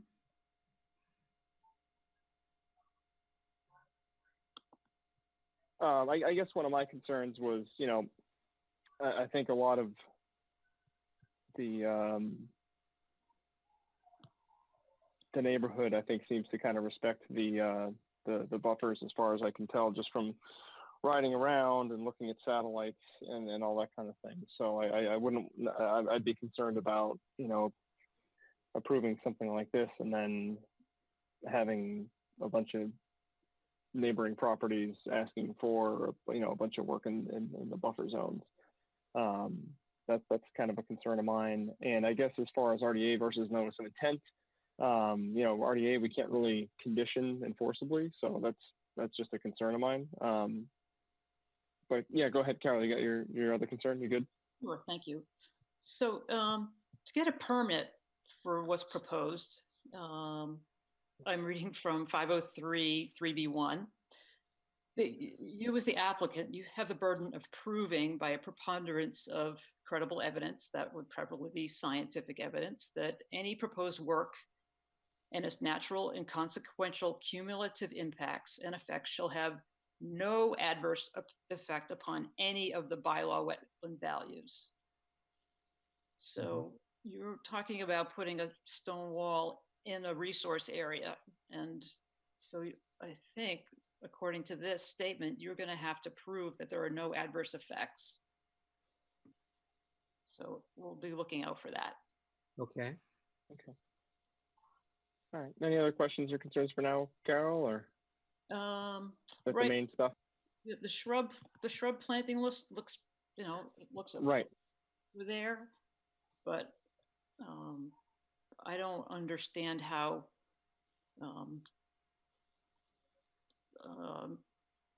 activity in the resource area can be, but by planting these shrubs, how that can replace the values of the resource area before it was disturbed. If you, well, it kind of gets to some of the mitigation we see, but I guess what my question, just given your expertise, is the shrubs that are suggested. If this gets to a good state with the board, are those types of shrubs, acceptable for the location based on your experience? Sure. Yeah. Okay. Great. Rory? Well, I think that it is not at all unusual for us to determine that work done in the buffer zone, not the no disturb zone, but the buffer zone, is found to have no impact on the wetland the wetland itself. So it's not unusual for us to say that work can be done in the buffer zone that isn't going to have a detrimental effect on the resources. So I don't want to, I'm not saying that's what happened here. I'm not making that decision. I'm just saying from a practical standpoint, it is not out of the realm of question. In fact, we've done it a dozen times on my time on the board, at least, issued a negative determination of applicability with conditions, related to work being done in the buffer zone. Right. Yes, you make a good point. We do. Yeah. And so, I agree that we have done that. And the more I learn and read about it, especially the more I work through the new MACC wetland buffer zone guidebook, what they're saying, part of the reason that there are no performance standards in the state regs is that they're just so hard to articulate. And what they're pushing for is science-based evidence that there is no effect on any of the bylaw wetland values. And they have an entire chapter devoted to those values and scientific citations. So I would like to see us move towards using science-based decision-making. And I think that's an admirable goal to have. And I think that we as a commission generally would agree with the approach that we want to establish some guidelines for some of this decision-making that we're trying to incorporate into our decisions now. But I don't think it's, my own personal opinion is I have a challenge in trying to let the applicant know what to expect when they come in and have something that isn't enumerated in our regulations being applied to them as an individual that's never been applied before, nor is it part of our regulations in a specific manner that's quantifiable to them. And I think in a sense of fairness, I think that we should, as a board, look at this, enumerate it in our regulations, so that when an applicant comes before us, they know what to expect. I think that it's unfair to the applicant to have that imposed upon them in what can appear to be an arbitrary manner. And that be I'm just trying to take the arbitrariness out of this discussion as opposed to a more regulatory discussion about this is what we want to include in our regulations. This is what we want to raise our standards related to resource management and resource impact. Include things about climate change resiliency that we've been talking about for probably 12 months now, that we think are very important, things related to wildlife habitat. I think that those are important to do, but I think we need to do it in a fair and a fair manner that doesn't appear arbitrary to an applicant coming before us. Thank you. I agree with you completely. And the way I see to bring more fairness is to go with the science-based decision-making. I'll read something from the guidebook. The MAC. I would prefer that we not have this discussion right now related to an RDA. I think this is a discussion that is probably more suited toward an overall or overarching discussion about regulatory changes. I don't think I personally would prefer that we not have the discussion related to this RDA. And just to jump in here, I would completely agree with that comment. The issue is much larger.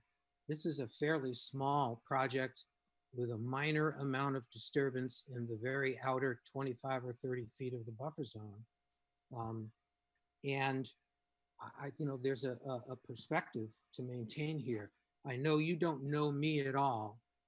I sat on the MACC board for 6.5 years. I took part in writing the buffer zone manual for MACC, so I'm very familiar with it. And yes, it has a lot of science in it, but I think it was Carol who mentioned that it's very, very difficult to come up with performance standards just because there's so much variability. And it is highly subjective. And as we were writing that was something we struggled with and left it alone because even I and the other scientists who contributed to that could not come up with something logical and predictable, etc. So yeah, no, that makes sense because every application is unique. Every situation is unique. It's difficult. But so the question before us is, do we think that this project will have detrimental effects upon the resource areas or not? And do we allow it to go forward as is, or do we request a notice of intent with more information and more conditions? Rory, do you have any other questions or concerns directly related to the application and the RDA aspect? The only thing is, no, I think the only thing was knowing exactly what the range is off of the stream. I think most streams that we get mapped, we get a 100-foot and a 200-foot off of it. And then if it gets labeled as something lower, we might see a 25 or 75-foot buffer zone off of it. Not having it on this plan is the one thing that makes it a little bit challenging to know where we are, whether it's type 1 or type 2. We can have that discussion. I had to go to a satellite image. I'm making a rough guess that we're probably between the 100 and 200 on this, based upon my guess on the satellite image. So that's a little bit of a challenge for me to make that choice. I'm inclined to issue a negative determination, but I'm also concerned about not having that information on the drawing. If you go back to figure 1, the locust map, you can see the stream behind all the properties that flows from Flyaway Pond.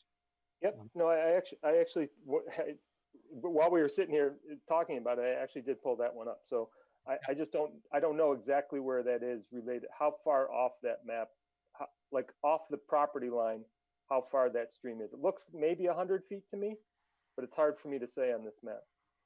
It actually gets a little bit closer than that, but not much. Yeah, it is hard to say from that map. Okay, Michael, any questions, concerns? No, I really don't much to add. I mean, it's just it's a nice area, and it would be sad to see it kind of get disturbed, but yeah, I just do it the best way possible if we're going to go that route. Okay. That's all I have. John, questions, concerns? Yeah, I have a couple. I will say that I just did some stream stats, and Matt is correct. I get the 0.22, as he said.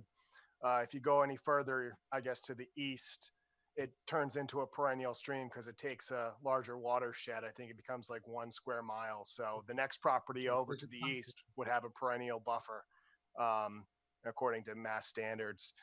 I guess my question is, I don't see any edge of trees or any sort of land clearing, trees being removed on this plan. Is that? Where you see, no, and I apologize, it does not show that, but where you see the Boulder Wall, the end-to-end little eggs, if you will. Right. The lot the trees would be cleared up to that point. So, all right, I guess I'd be looking for edge of woods, on this site plan to kind of get a sense. Yeah, of, like the existing, right? Right. So that's kind of what I'd be looking for potentially, to kind of look at something. Sorry, my video just died. But if I was going to make a determination, I mean, I don't know, how that would be done and where it is pertaining to the buffer zone, like how much the extent of trees within the buffer zone, and kind of getting back to kind of Rory's point, I understand, quantifying and everything, that's a discussion for later, but, I don't know how much woodlands is going to be, taken out within the existing buffer zone up to that orange line. So in the buffer zone up from the pink line, dash line. Yeah, is that all vegetated to the orange line? That's trees.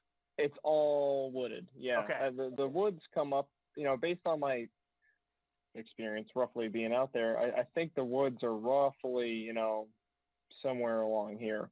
Okay. I think you're spot on, Stefan. That sounds about right. That's about right. No, that's so about I know there's a trail that goes right along the top of this really steep bridge that dumps out up here right now. Right. Yes, so, there is. So now I'm going to get back into my next question is, how are we going to attenuate any runoff potential when there's not as many trees on that side slope that go to the wetland? Right. Well, first of all, you've got all of the erosion control shown farther down, the straw bales and the wattles. Right. I understand that for temporary, for construction, but I'm saying permanent. What are we going to put there to, decrease the volume of watershed runoff to that wetland system?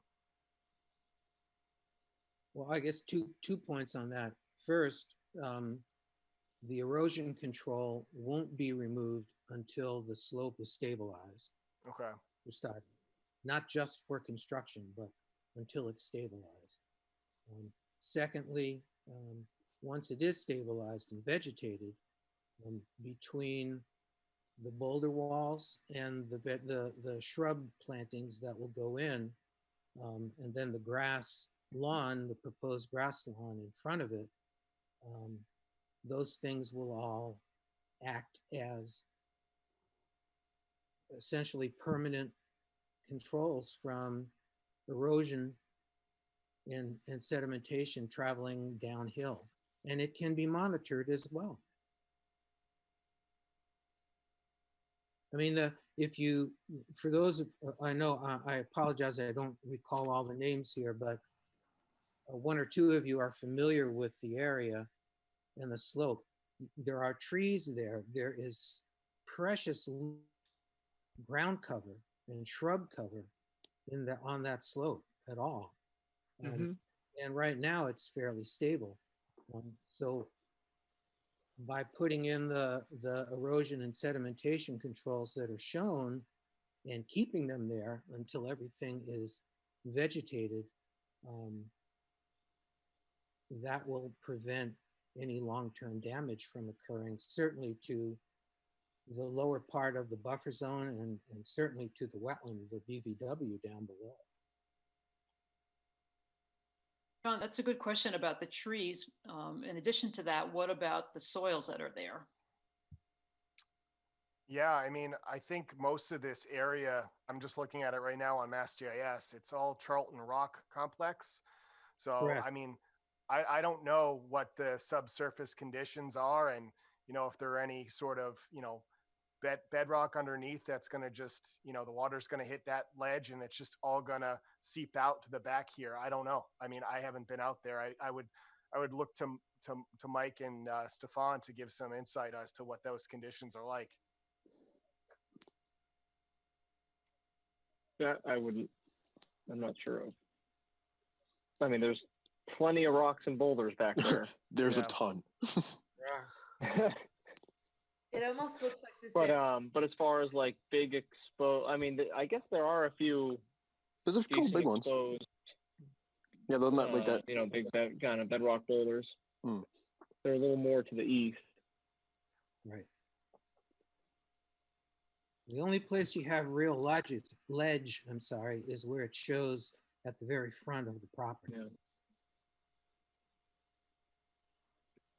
Yeah, I guess my main concerns would be the runoff potential, you know, when you remove all those trees, making sure that it's fortified enough so that way it doesn't cause any sort of future erosion to the wetland resource area within the buffer zone. Yeah, agreed.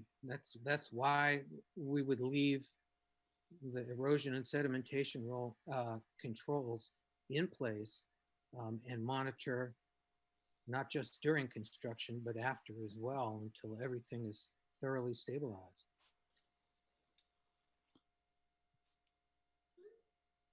And then what if things don't get stabilized?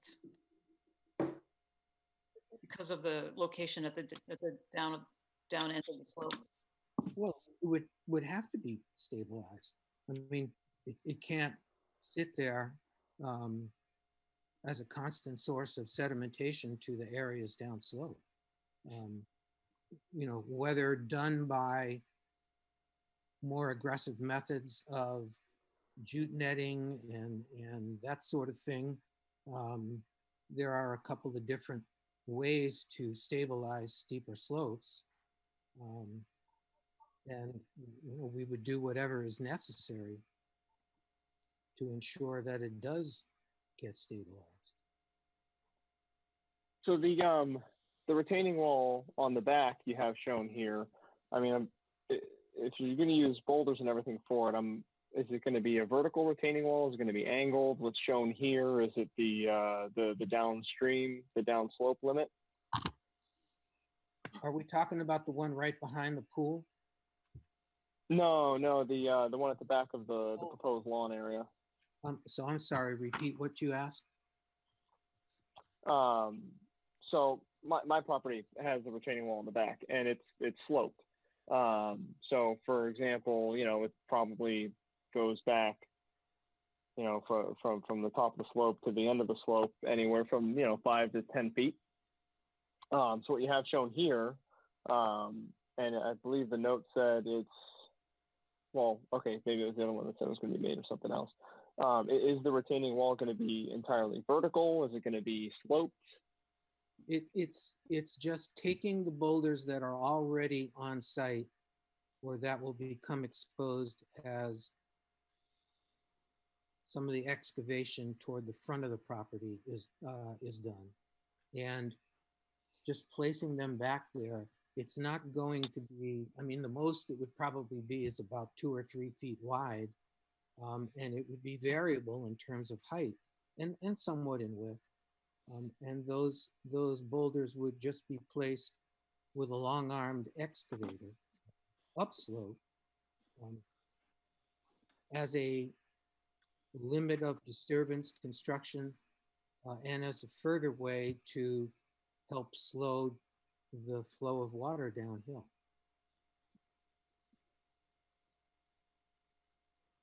And hopefully to capture some sediment if it does erode a little bit, and to vegetate in between the boulders all around.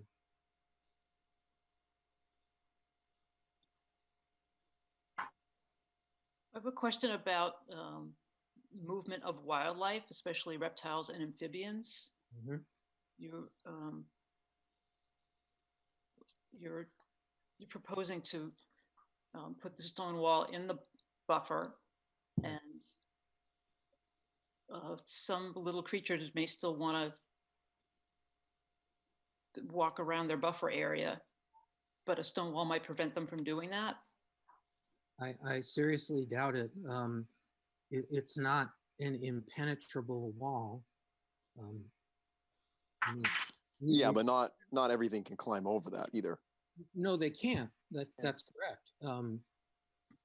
There are no vernal pools anywhere near here.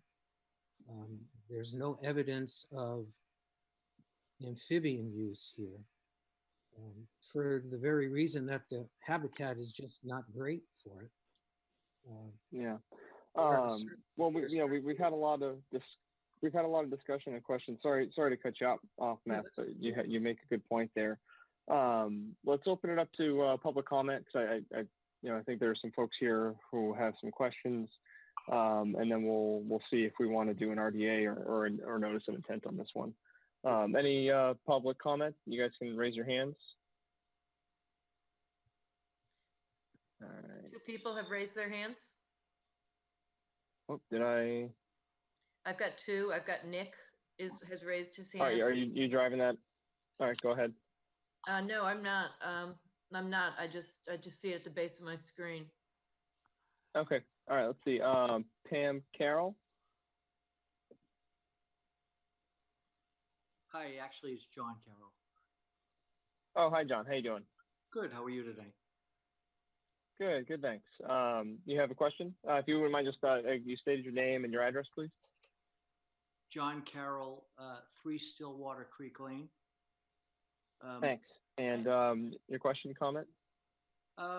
One of my questions or comments is regarding the flow of water down the driveway,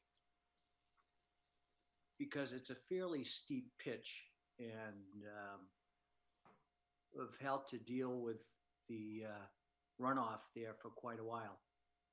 So I was wondering if there was any particular plan that they had for that, and if there is something that they could do to slow down the water coming down the driveway area. To the best of my knowledge, there. I'm sorry. Matt? Yeah, go ahead. Matt, I probably can answer that. One of the things that we've proposed. Eli, identify yourself. Oh, Eli Florence, the applicant. One of the things we proposed is all the runoff from the house, the roof, will flow underground to underground drainage wells. So all that water now that's coming off that flat spot and heading down the driveway will be gone. And then also, if you look at the elevations in the driveway and the lawn, you know, the goal is to taper it to where there's either grass or vegetation, so that you don't get all that runoff back down the driveway. One of my great concerns specifically is the winter. When you put in the asphalt, I assume you're going to propose an asphalt driveway. I may be wrong. But the amount of water coming down there, I'm just concerned because we have dealt with that a little bit with it freezing up in the winter. And I think it'll be more exposed now. So it's just a concern and maybe something to think about going forward. I just want to note that that's a little outside the purview of you know, our jurisdiction in tonight's meeting. But if the applicant wants to, you know, comment to that, you know, feel free. Yeah, John, I understand your concern. The engineer who designed the elevations here and the underground drainage pits obviously took that into account to limit the runoff. I'm not a civil engineer, but I can assure you that what will be there at the end is going to be far better than the unregulated or rated property that's there now. Okay, great. That was just a little heads up on your end too, just, you know, because it can get a little slippery, and if you're doing your construction and doing all your work there, maybe it's something you can think about, but everything looks great otherwise. Thank you. Thank you. Okay, we had another one. Oh, there it is. All right, Nick, you had a question? Yep, how you doing, everyone? You could just state your name and address for the record, please. Yep, this is Nick Masciarelli, 10 Stillwater Creek Lane. First, welcome to the neighborhood. But we are abutters right there on the southeast side. And we had just a couple of concerns regarding twofold. Really, again, I think it was mentioned before, but more so the trees on the property line on that we share, and which ones were going to be taken down as a part of this process. And the second part of it was really centered around the blasting that may have to occur because of the ledge, especially with the pool. Like I think when our home was built, as well as on the other side of the lot, they had to do a significant amount of blasting. And we have a pool on our side of the lot, and we're just concerned because I think it touches the ledge in some way, shape, or form. So we're just concerned about what your plans were as you guys start this project. Great questions. First, obviously our goal is to, especially on the property lines, leave as many of the trees as we can. I think everyone would like to have as much privacy as they can.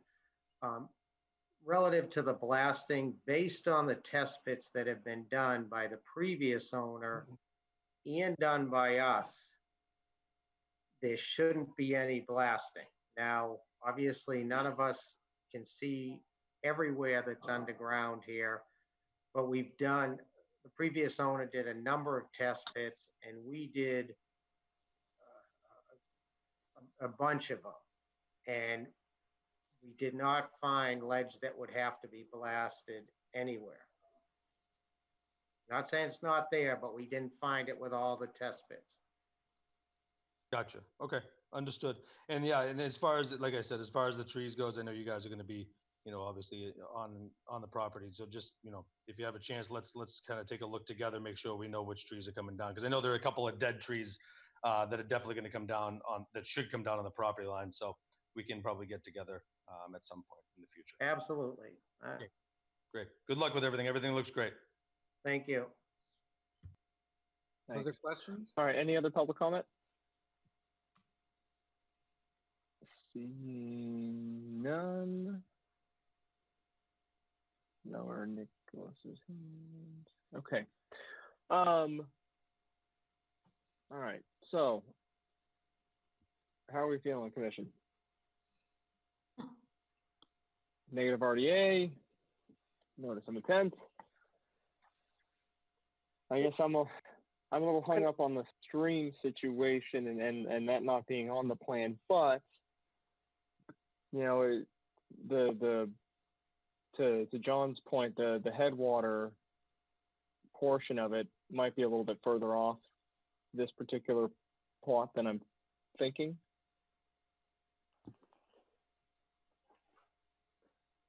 Yeah, kind of right there, Stefan, where it branches. Right there, yeah, that's where it starts. Yeah, okay.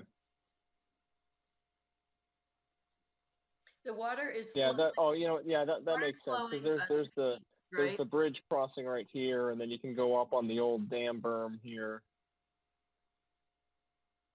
Right. So Yeah, I can see it now. Okay.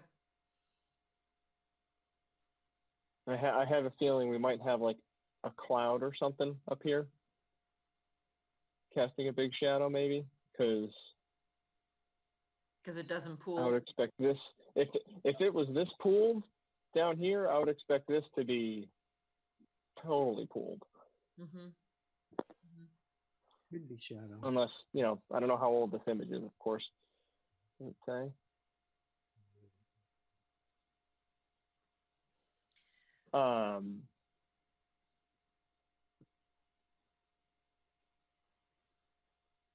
Yeah, you can see from the shadows on the houses, the direction of the sun. And you can see a shadow on the. The sun's almost over. Oh yeah, good point. Yeah. You can see a shadow from the. So the real heavy part of the stream that I'm thinking of might just be a little bit further off the property.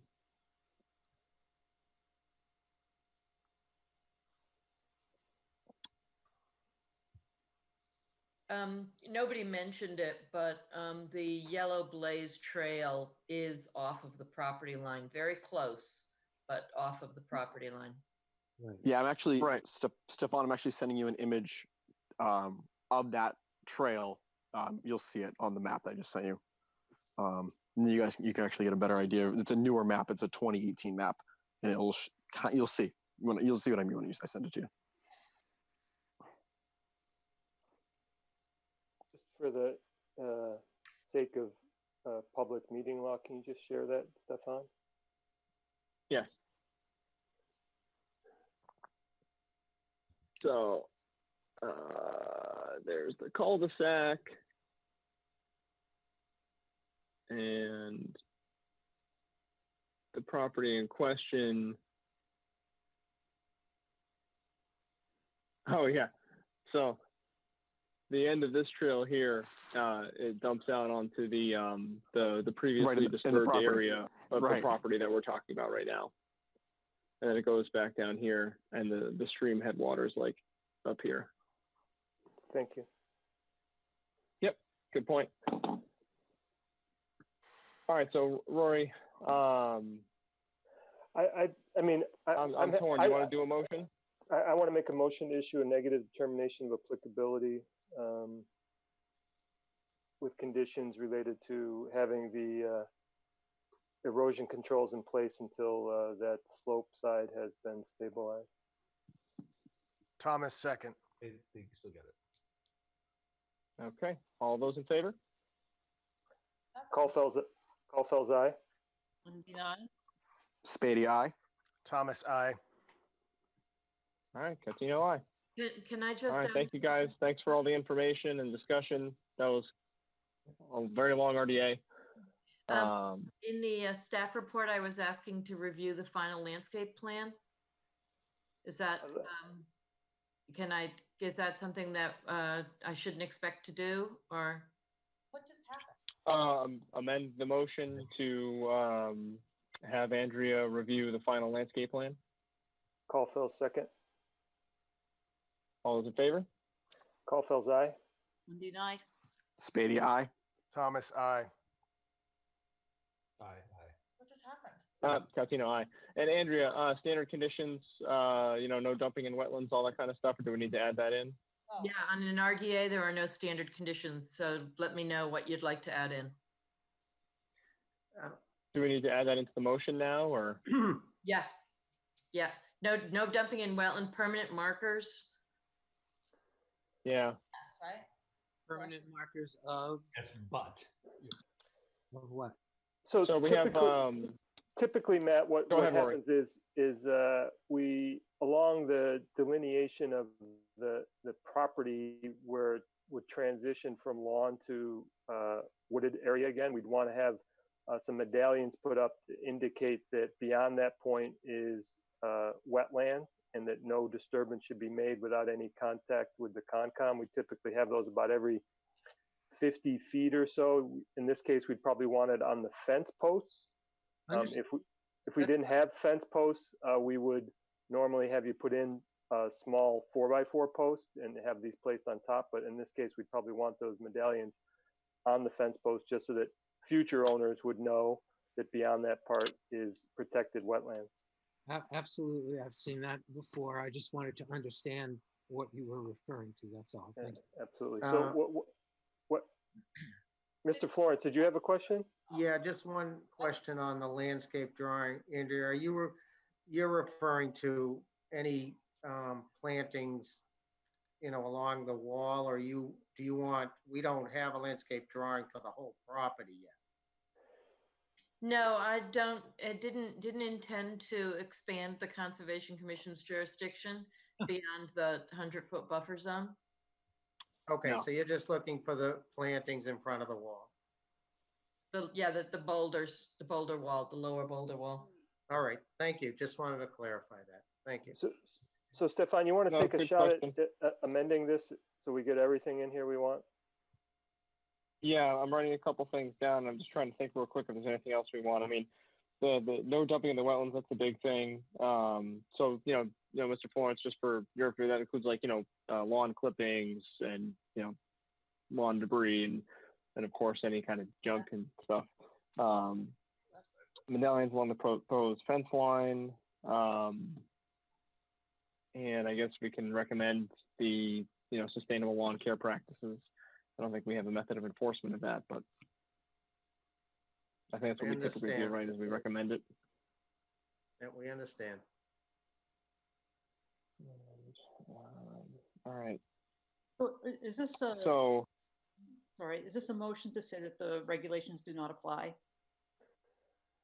It's a motion to say that we do not believe that the proposed activity in the buffer zone will have a impact on the wetland resources.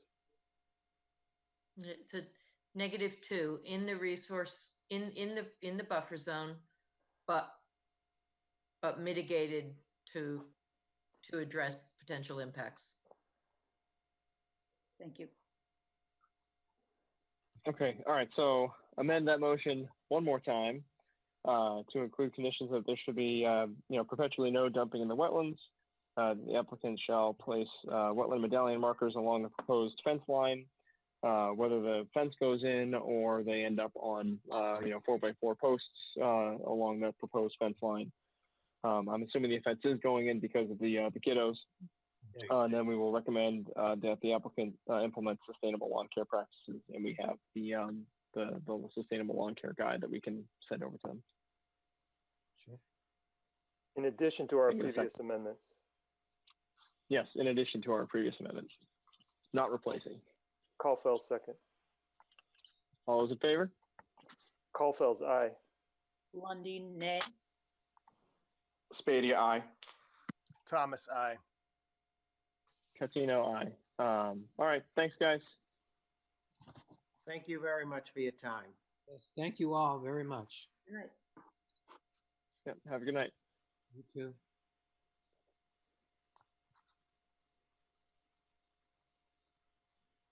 I'm pulling up Okay. the next Oh. participant. Holy cow, I got a lot of meetings here. Yeah, sorry, those went a little bit longer than I thought they were going to. All right, 2 Summer Street. Dave, are you, I'm assuming, Dave, you're doing this? I'm assuming that Dave is the panelist.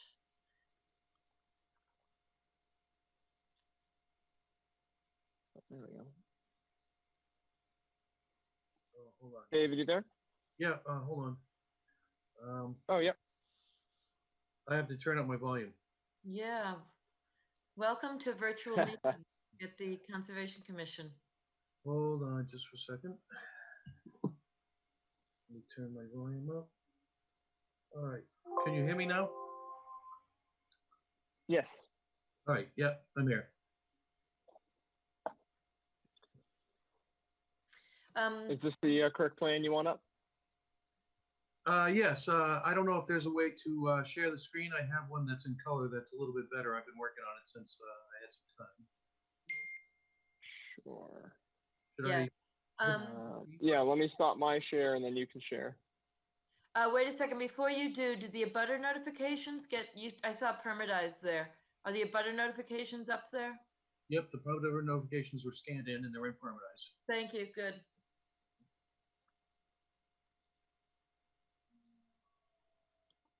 And I don't seem to have a screen. Oh, it might be at the right here. Scroll your mouse up. Yep. Okay. Hey, there you are, Dave. How you doing? All right. So I'd like to share the screen if I can, and I have a color-coded plan that's a little bit easier to read for 2 Summer Street. Yep. Yeah, you should be. I stopped sharing mine, so you should be able to go ahead and start sharing yours. He's got to be co-host to do that. I've got a share screen down here. I allowed. I selected it to allow panelists to share.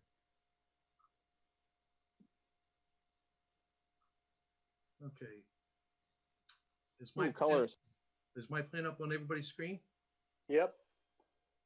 Okay. I apologize for the plan that was sent to you. The girls are still having a little bit of trouble getting all the colored plans on PDF. It's a learning process. And I've kind of done it myself here just to make it a little bit clearer about what we're doing. So this is a notice of intent for 2 Summer Street, SC file number 1521632, and we're replacing the septic system. The wetland line is shown in green here to the I guess the southwest of the property, and this was delineated by Brook Monroe. We have the 50-foot buffer and the reddish and the 100-foot buffer and the purple. And we are going to provide a silt fence around the limit of work area, which is in the brown, and it follows the street. This will be removed during construction, but it will be replaced every night. The access will go around the property to within 31 feet of the 31 feet of the wetland line, and then it will move around the pool. Part of this notice of intent is the owners would like to remove the concrete patio in the pool. They'd like to fill in the pool and replace the concrete patio with lawn area. And that would be part of the NOI for the sewer repair. The existing sewer system is in this blocked area right here inside the 50-foot. We're going to move that all. We're going to abandon that right in place, and we're going to move the whole system outside the 50-foot in the upper corner of the property. This is going to require some retaining walls. It's the water table is going to require some retaining walls against the garage and against the property line, a slightly raised system, and it will be a pump system. So inside the between the 100 and the 50 and the 100, there will be a tank that's going to be replaced with a 2-compartment 1,500-gallon tank, and so that tank will have to come out, and then we'll install a pump chamber to pump the effluent up into the system. There are catch basins on Summer Street and Center Street, and we're installing silt socks at all catch basins, including the one across the street here. I guess I could open it up for questions if no.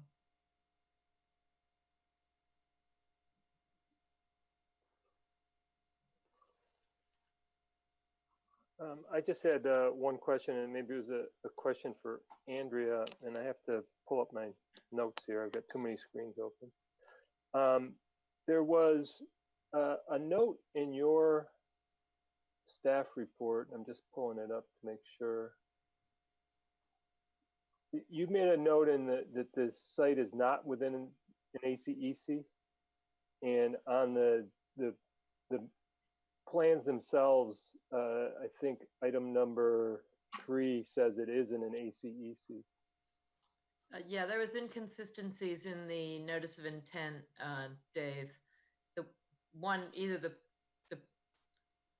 yeah, that says number 4. Is, yeah. Okay, number 4. Yeah, it isn't. I double checked. Okay, that is, yeah, it isn't. That is, unfortunately, yeah. Yeah, it's fine. I just wanted to clarify that we'll agree that it isn't in an ACEC, and we'll take Andrea's word for it. So. Okay. Well, I looked. I believe you. ACEC note 4. Okay. Is that all, Rory? Yeah, that was it for me. Okay, Carol?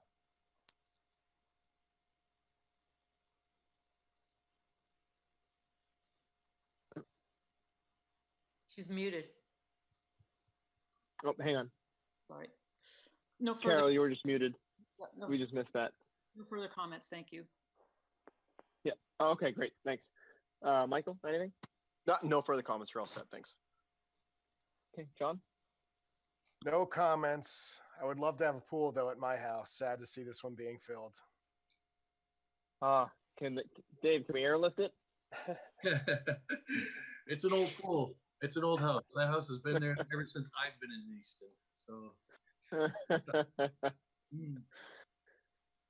Very good. All right. No, I think it's, you guys are making the best of the situation, putting it up, and you're really just slotting it in there. All right. Yeah. No questions for me. Any public comment? Let's see. I don't see any hands raised. Bear with me 1 second. I gotta jump over here. All right, notice of intent. All right, so would you like to close? Yes. All right, motion to close and issue permit to work in order of conditions for 2 Summer Street. And let me just see if there were any special conditions. And as a perpetual condition, no dumping in the wetlands, please.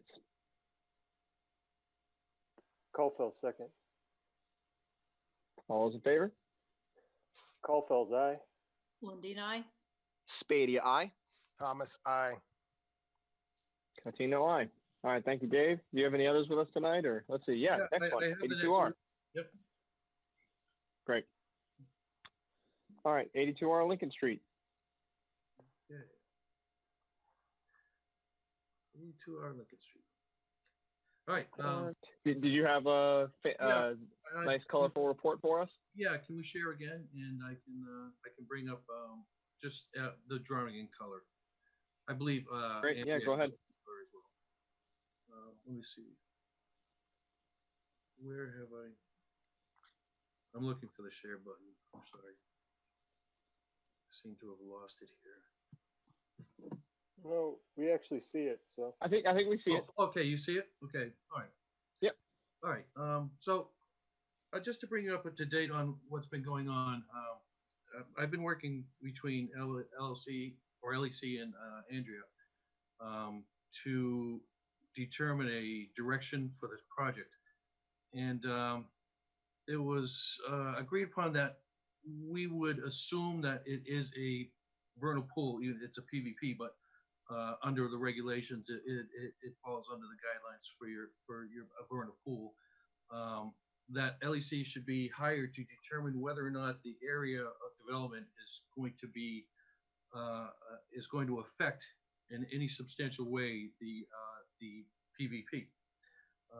And so LEC was hired as your consultant, and it was paid for by the applicant to determine what the effects would be on the resource area, just to see if we should move forward or not on this project. Did everybody receive LEC's report? And were you able to read the report? Yeah. So they came out with it last Friday, and I think two Fridays ago, whenever the last meeting was, and I wanted time to read it and to talk to my clients, so that's why we got a continuance at the last meeting.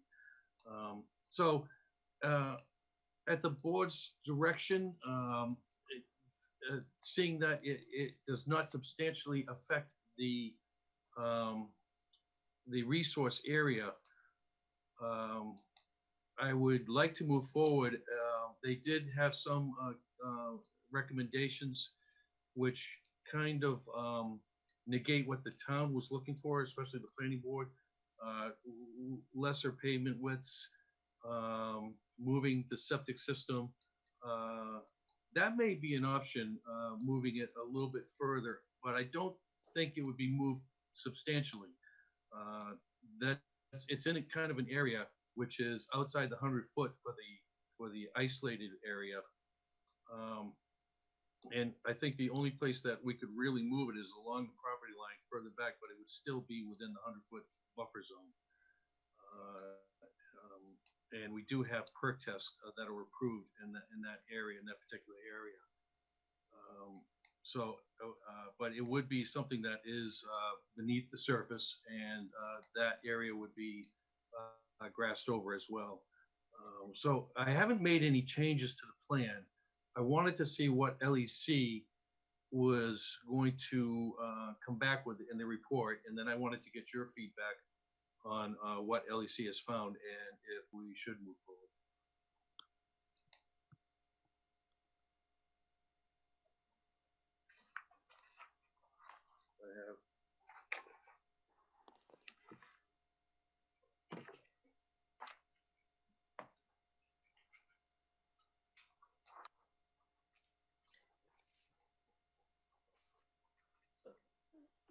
So Dave, if I could, Stefan, if you don't mind.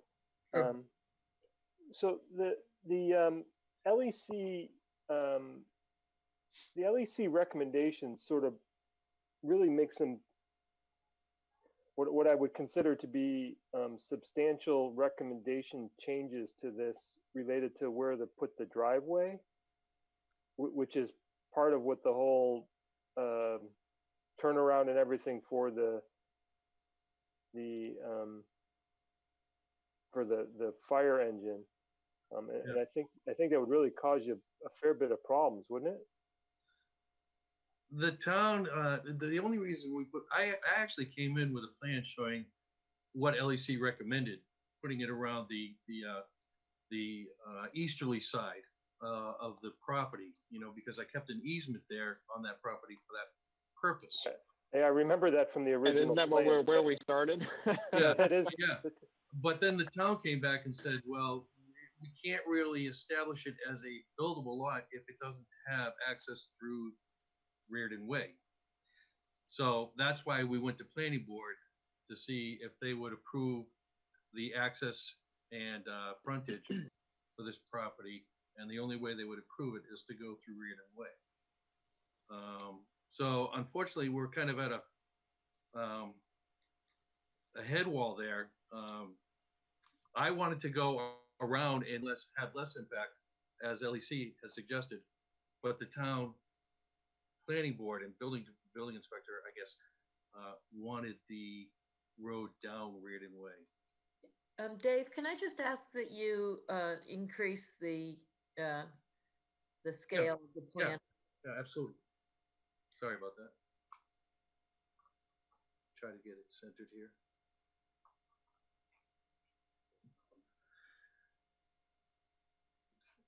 So you're kind of between a few hard rocks and this is interesting.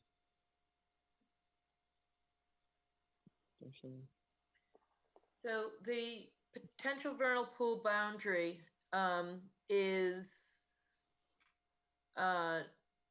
when you say 200 foot to potential vernal pool,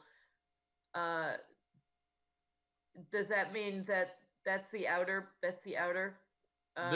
This would be considered, I believe, from here. Okay, this would be considered the 100-foot, I believe, in your regulations, the way that you are, because So you're, yeah. So the other blue line that runs adjacent to your 50-foot buffer zone, that's the actual. That's actually 100 feet from the. That's actually 100 feet from the vernal pool.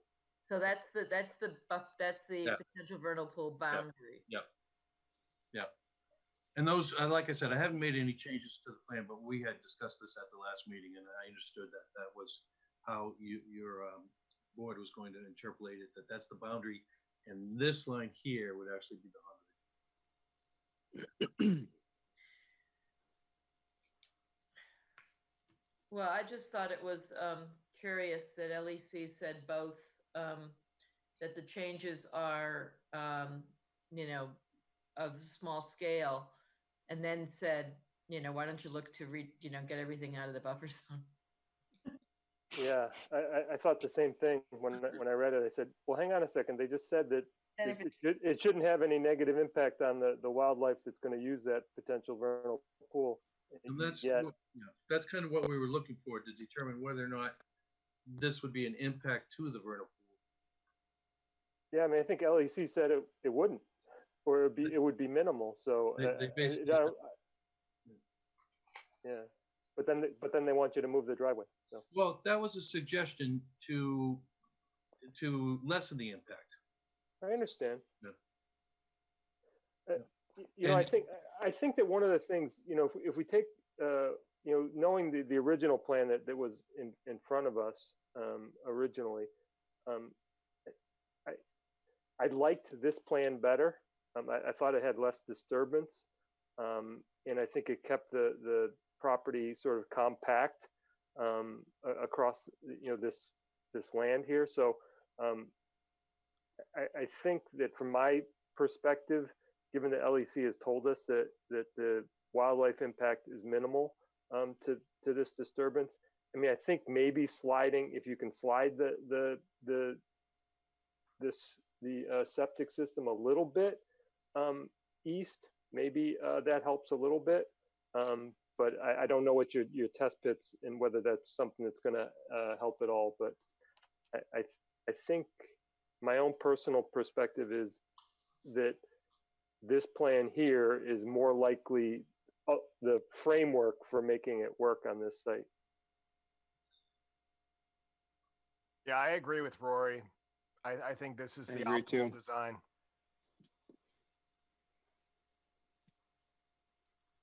I don't think moving the septic system is strictly a subsurface feature. There is a bit of grading that is included there, and the neighbors have already expressed a concern about any water getting directed off of their property. So I would say anything that can keep proposed grading well off the property line is an improvement.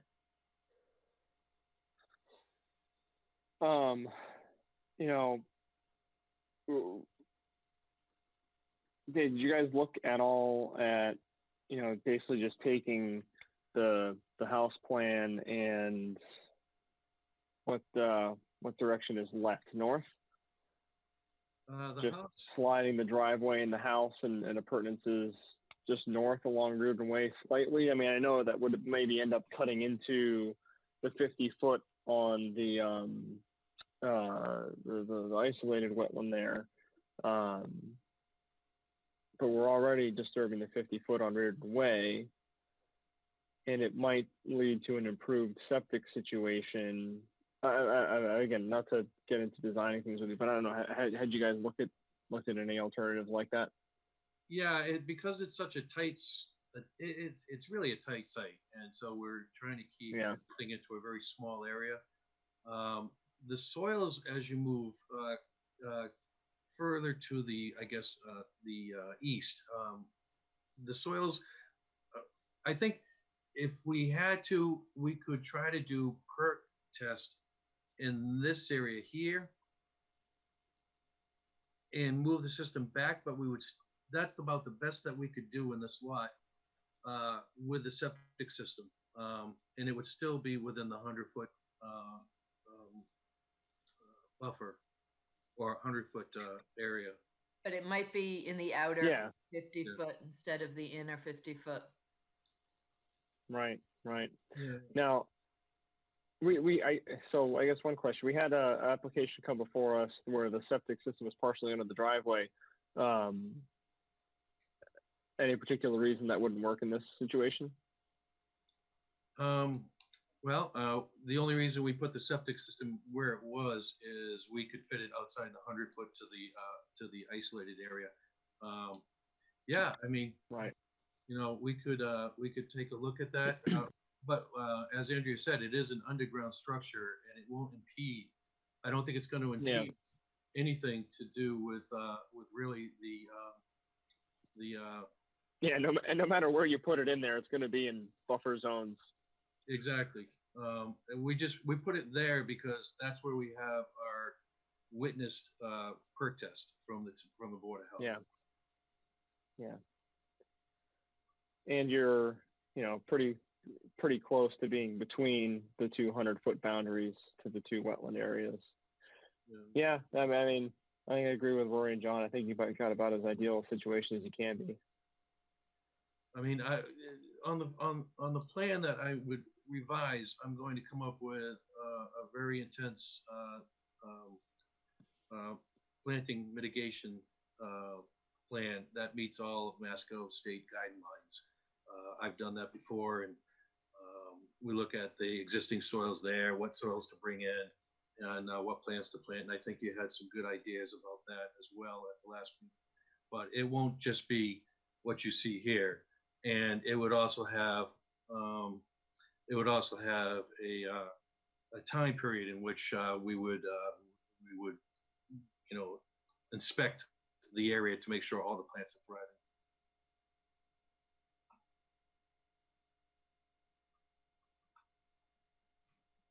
Yeah, reading the LAC report is interesting. I mean, they say, although the proposed disturbance will not result in a significant adverse effect to vernal pool species or habitat, they have provided recommendations for design revisions and mitigation to further reduce impact. So, it sounds like as it's currently designed, it's not going to have significant adverse impacts, and I think I am comfortable with that.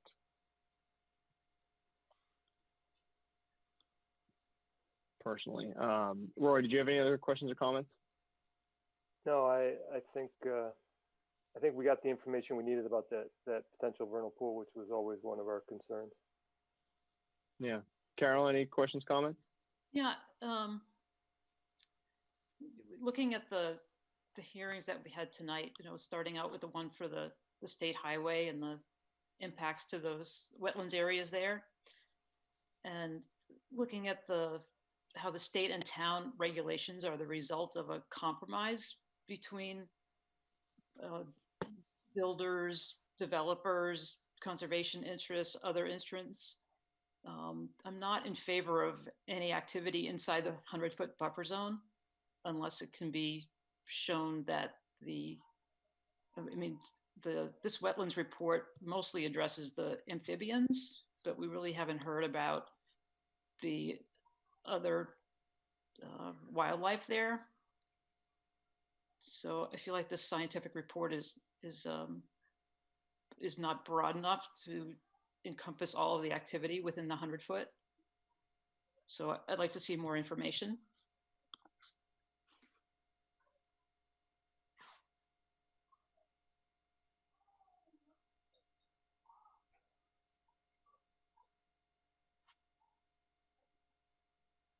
Do you have any suggestions on the information that you're looking for? Sure.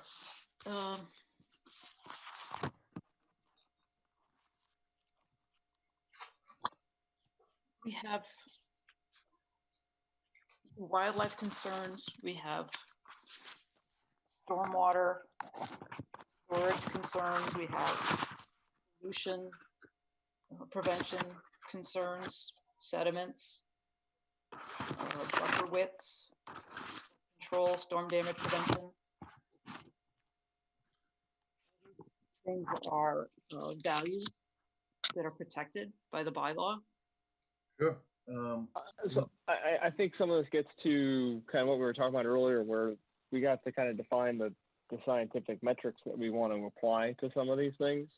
And, you know, we've seen new construction come before us where there's stuff happening in the buffers, and he's going to need waivers because he's doing work inside the 50 foot. And we've seen the alternatives. So we have alternatives analysis. We're going to see what he comes up with for mitigation. You're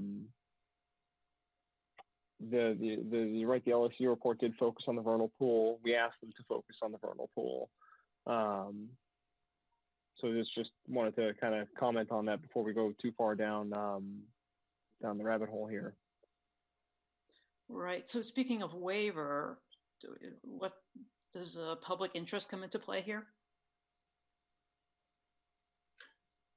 That will all be written up in the brief, and the public interest certainly comes up for 3 of the abutters. We're going to make the roads wider, safer, more accessible to emergency vehicles, and that will all be on the burden of the applicant. So he's actually going to improve the road to a safer condition, especially with the approval of the fire chief, who's already reviewed the project, and that's why we have the turning radiuses for the largest fire truck. So, but that I need time to write up in the brief. Of course, that's all going to, and plus whatever else the public interest may be. That will be written up in the brief, which I'll need some time to write as well for the waivers. Okay. I would also suggest, if we're getting into the revisions of the plan, I mean, the first question, I can wait until all the commissioners speak, but so, because if we're getting into plan, what he should do with plan revisions, I have a couple comments. Gotcha. Okay. Mike, any questions, concerns? No, I mean, for working in such a small confined area, I think those plans look fine to me. So I'm good. Okay, John? No, none right now. It's a very tight site, as he has stated. So, I mean, there's not really much you can do, and you're always going to be in buffers. So I understand the process. It's tough. And this is, you just have to come up with the best alternative in this situation. Yep. It is a tough one. Very good. Okay, Andrea, did you want to add some commentary? Yeah, I mean, in the staff report, there are other revisions that speak to the main, speak to general issues I know Dave's familiar with, but most important for me to get out of tonight's meeting is that we have the isolated wetland on the site, and we have the potential vernal pool, which is got all the physical characteristics of a certifiable vernal pool. And so it was just, the house was designed, the property was designed to be respectful of the 50-foot no disturb for the isolated wetland, but I would suggest that the potential vernal pool has probably more wetland functions. And so I think that since you have to ask for a waiver anyways for the potential vernal pool, I think you should recognize that as the more significant resource area of the two, not to blow out the first, the isolated wetland on the property, but to get as much movement away from that potential vernal pool as you can. The other thing is that it's been a long time, but not to forget that the neighbors saw, already are seeing off-site flooding. And so all his proposed grades really need to be looked at to make sure that there's no question that surface water and stormwater, well, that we don't have any worse conditions in post-development conditions. When it comes to the retaining, when it comes to the turnaround for the fire chief, you see that you see the turnaround radius with the red truck Yep. on either, yeah, that is not, I think he should look seriously at the type of materials that are used for those, that turning radius, because it's hopefully turning radius he doesn't need to use with any regularity. Hopefully there won't be a fire truck coming up there. And we certainly don't want to encourage him to start using it as a, you know, storage place for his RV or anything like that. So I would say a very impervious, low traffic type material should be considered when you're inside the 50 foot of a potential vernal pool. So I'm very much in favor Well, of inside the 100-foot buffer, or are you talking about inside the 50-foot buffer? It's at the 50. That's that blue line. That first blue line is the potential. No, I know. I was just making sure you were talking about the buffer, not the boundary, just because we have the two separate things with the vernal pool. Right. So would that different kind of material be acceptable to the fire department, or do they specify the type of material too? We can go with a more pervious material there. That is, in fact, you can even go with reinforced grass. Yeah, reinforced grass. Yeah, absolutely. We could do. Hey. Could this be our first official application of that cool stuff? No, I think I used it before on Belmont Street. Sorry about that. Oh, did you? Yeah. But anyways, yeah, we can definitely go with a different material right in here, so that it doesn't look like it's paved. And we can also put maybe a sign there that says no parking. I mean, not that they could be enforced, but at least it allows people to see that this is used for another reason. Right, emergency vehicle access only. Yeah. Or just a no parking sign, you know. But like I said, it's never going to be enforced, but people will at least see it. That could be a solution. Well, you could also put in what you know is colloquially called the frangible barrier. You know, any type of light fencing that the fire truck can move through. Smash through. Yeah. I mean, who doesn't love running over stuff in a fire truck? I would if I could. I mean, as opposed Dave, to how has the reinforced grass held up on the location you put it on? Has it been through a winter with plowing and all that? No, we don't even plow it. It's just runoff. You don't plow it. You don't take care. You know, I don't think they even mowed it. But it hasn't even been a year yet, so I don't know what the. Okay. Oh yeah, we didn't really have much of a winter. Yeah. I just want to make sure it's plowable, because, like, you know, if we have a march like a few years ago and there's, you know, 5 feet of snow, does that inhibit the fire trucks from using it? They will have to plow it. Yeah. And it will get ripped up. It will need repair on a regular basis. So I think we also want to think about snow storage then, because we don't want them plowing it straight off the end of that street right into the the vernal pool. Yeah, absolutely. Yep, agreed. Absolutely. We can put big spikes at the end of the street so they don't plow right into it. So those are the kind of design things I think you really should recognize, that one wetland is more significant than the other. Yeah, I agree, and I agree that there could be some things done. It's not going to make a big change, but there are things that we could do. I could move the driveway and the garage over. That would lessen the impact of the grading on the property side, and it would move it outside the buffer zones for the PVP. So I think that's one thing that we could do right away. I'm going to be asking for a waiver to work inside that 50 regardless. So I think that would be the first thing that I would do. The second thing I would do is I would show you what's going to happen in the different rainstorms on this property, where they're going to go. It's a mini hydraulic report. I can submit that as part of the project to mitigate some of the problems that the abutters may have. And And then working on that entrance, we could definitely do something there to help mitigate the impervious surfaces right there inside that 50-foot.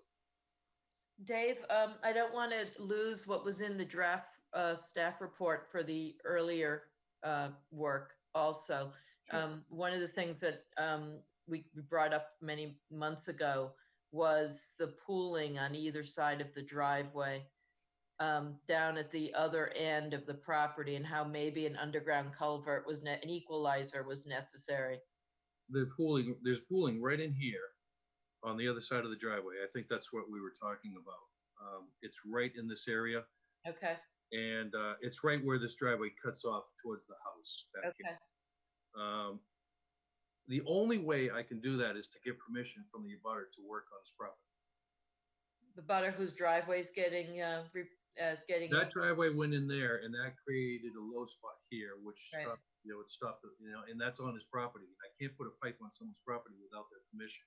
I would ask that if the commission agrees, I would ask that you seek that, because I will ask. I know. not like you're not in conversation with him. Yep, I know the abutter there, and I will certainly ask him. I have no problem putting a pipe across here into our stone trench to drain that area and stop the puddling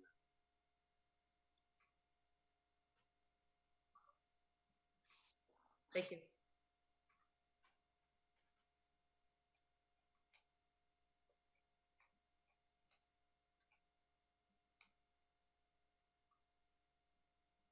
Sorry, I muted myself.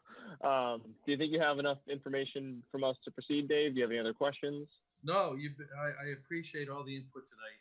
Everybody's been very helpful, and I think we got some good feedback to move forward. There's quite a bit of work to be done here, and I would request a continuance probably to the first meeting in June, if that's possible. I also have a workload. I don't have my handy calendar in front of me. Andrea, do you know what that date is, or Keith? I don't. The first meeting in June, though, I know when that is. It's the first meeting in June. It's the first meeting in June. we could be more general.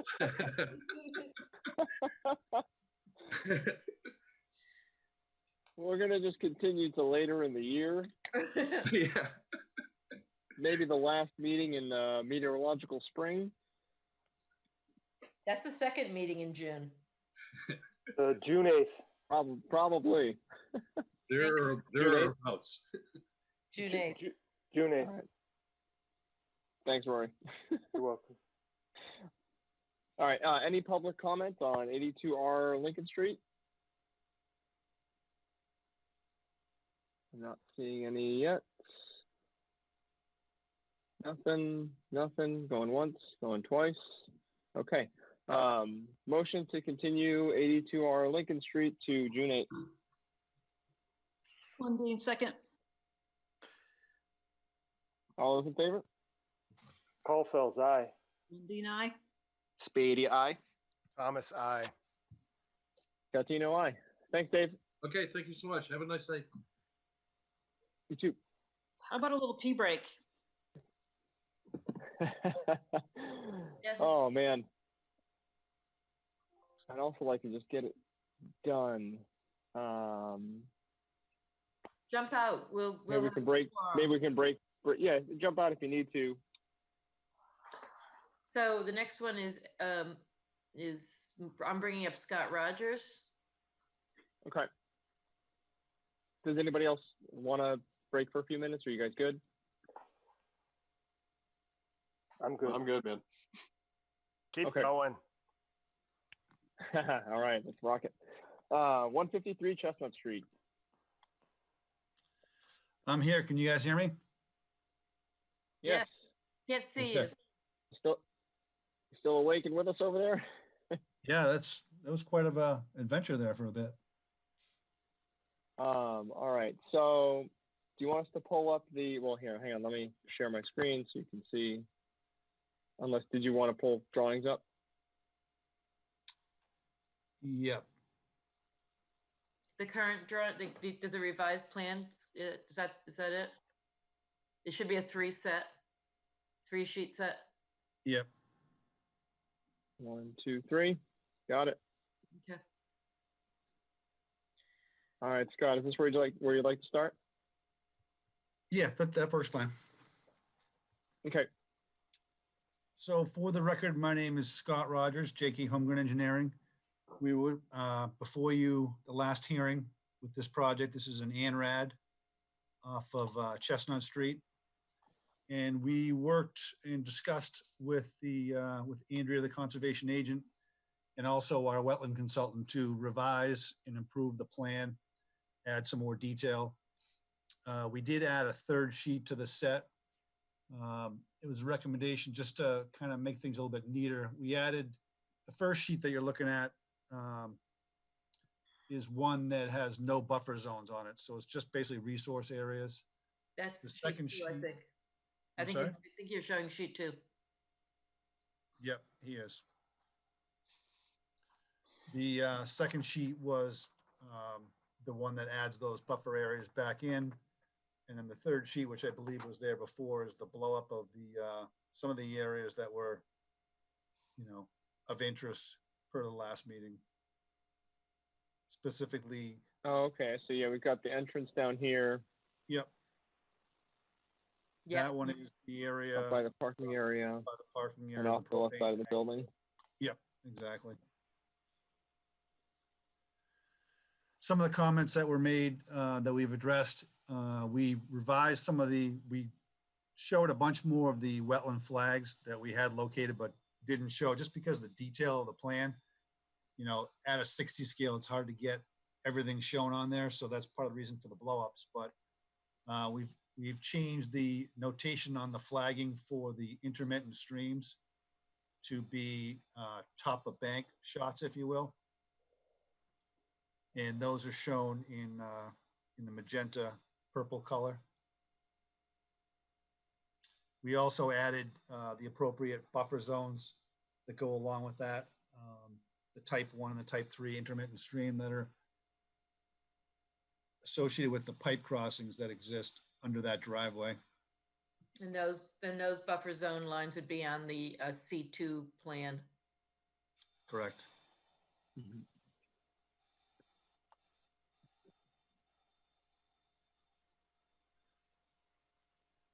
One of the other changes we made was the area in the back of the building where the potential vernal pool is, working with the wetland consultant. So we modified the line to basically be coexisting with the edge of lawn, edge of tree line, if you will. You can see that in the kind of the dark purple color, almost a brownish purple color. So that line was modified a little bit. And of course, the buffer zones that go along with that were also modified. It pushed the buffer zone into the site by maybe 10 feet roughly.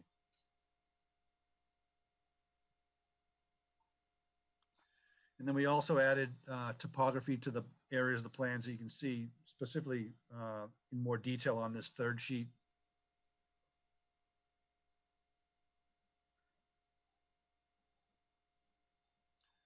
And those are the changes that we made from the last meeting. Right. Rory, questions, comments? No questions. Carol?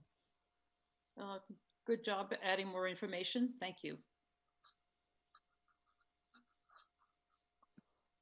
Michael? No comment at this time. All set. All right. And John? None from me. Thank you.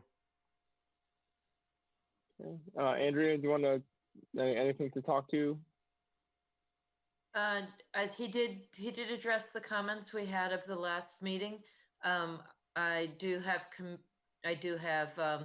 conditions on identifying those flags that are on the property, recognizing that the potential vernal pool is only partially shown on the eastern edge that is closest to the wetlands, closest to the development area, recognizing that the flood zone is is mapped by FEMA as an unknown elevation. So should any future development come before us, we'd need more information on where the bordering land subject to flooding is located.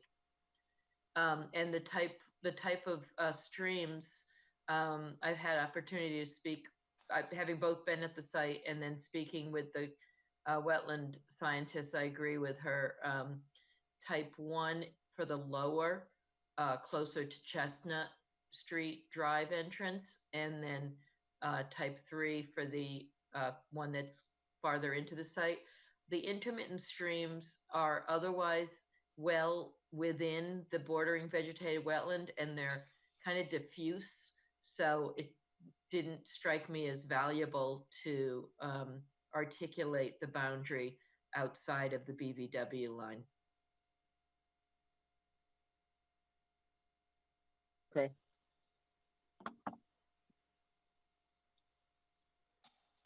The one thing, Andrea, that we need to bring up is there is a outstanding fee that we need to resolve. When we did the application, just gonna bring that up. Yeah. So I calculated the linear footage of resource area that would be in charge of for the fee, basically, and it's 2,858 linear feet. At the $2 current fee would be $5,716. So I'd like to ask the commission if they'd consider giving us a reduction on that fee, just because it's rather large. And just for clarification and notation, the state max would be $2,000 if there was no town fee. So he did pay the state fee, and somehow the commission staff was worrying about other things and didn't notice that hadn't paid the local fee. So have we reduced fees for ANRADs before? Excuse me? Have we reduced fees for ANRADs before? No, in my 3 years, we haven't. I have been using ANRAD fees to pay for peer review. And they've cut and so I do have examples of other fees, other projects where we've the peer reviews have been between $3,000 and $4,000, unless it was an extremely significant site. Yeah, I'd throw Sawmill in its own category because of the amount of wetlands that were associated with that project. But so I do think that the 5,700 is significantly higher than the cost of a peer reviewer and my own and Keith's time. Yeah, I get why he's asking the question. We haven't really reduced fees in the past. We've identified situations where we would reduce fees, and that's usually where the applicant's mission statement aligns with the commission's kind of priorities and goals. And I don't think this really fits that bill. No, it definitely doesn't. The only other time we did it, it was an ecological restoration. Yeah. Anyone else on the board have any commentary, thoughts on fee reduction? I don't think there's any precedent to do it. Yeah. I mean, the only suggestion that I would have is for the potential applicant to understand what their potential limit of work is on the site, and then ensure that, for instance, the resource areas that they're trying to confirm encompass that limit of work area for whatever project they have down the pipeline, and come back to us with the actual lines that they were requesting confirmation for, and see if those are different than what's actually on this plan. You know what I'm saying? Yeah, that's kind of what we did at the miniature golf property on Turnpike, where they didn't they didn't confirm the whole they didn't show the whole wetland line, and our peer reviewer, you know, acknowledged that the entire wetland is bigger than is shown. But when you issued the NRAD, you just identified that section that you were confirming. Right. So based on that, I Right, don't and know if they exactly wanna- what the, sorry. Sorry, go ahead, Scott. No, I was gonna say, you know, I don't know exactly what the client is looking for, but I can tell you that based on the preliminary conversations, the area that they'd potentially be able to do anything on this property would be, you know, between Chestnut Street and the existing building. So, you know, I haven't calculated that out, but that's probably less than a third of the total number. I mean, you can see how many wetlands are on this site, and it's curvilinear, so you get a lot of extra linear footage. But there's a lot of areas on the northern side of the property that would probably not be developed any further. So I think if they want to reduce the fee, if they want to bound where they're thinking of, you know, looking at any developments and only confirm the wetland boundaries in those areas, then we'd probably be open to that because we've done that and there's precedent for it. But we'd have to, you know, have that revised plan. I just want to caution you that John, I question whether finances might focus developers away from getting the whole wetland line reviewed. It might be in the Conservation Committee's best interest to know, to look where they're telling us not to look, because there might be something worth seeing.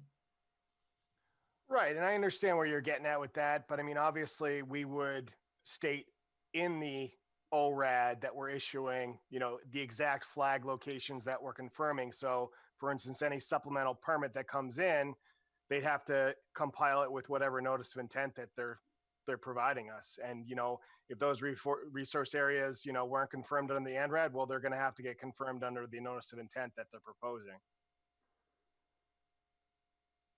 It's just a thought. I mean, you know, just to try to help out the applicant with the fees. I mean, I've done it before this way. So, I mean, it is a possibility.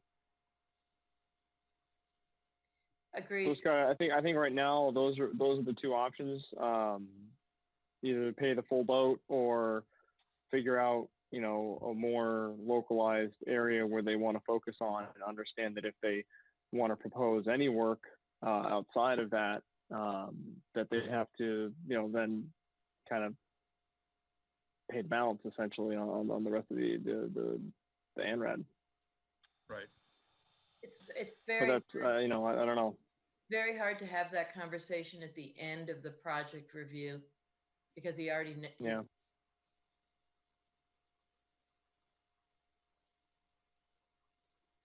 But there's another request tonight where you can have that conversation, because it's the beginning of the project review.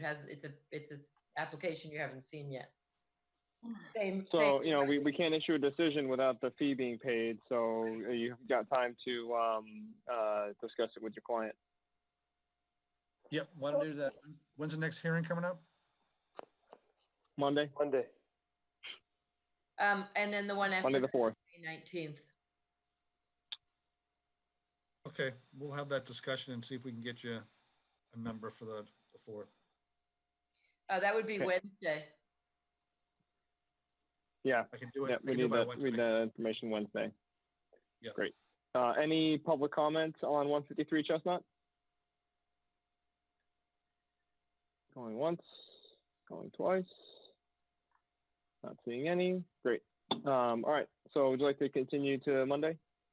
Yes, please. All right. Motion to continue 153 Chestnut Street to May 4th.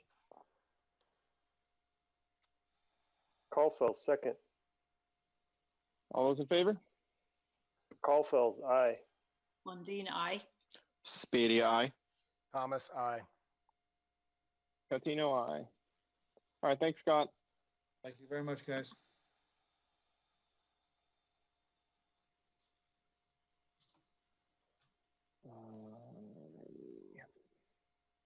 Okay.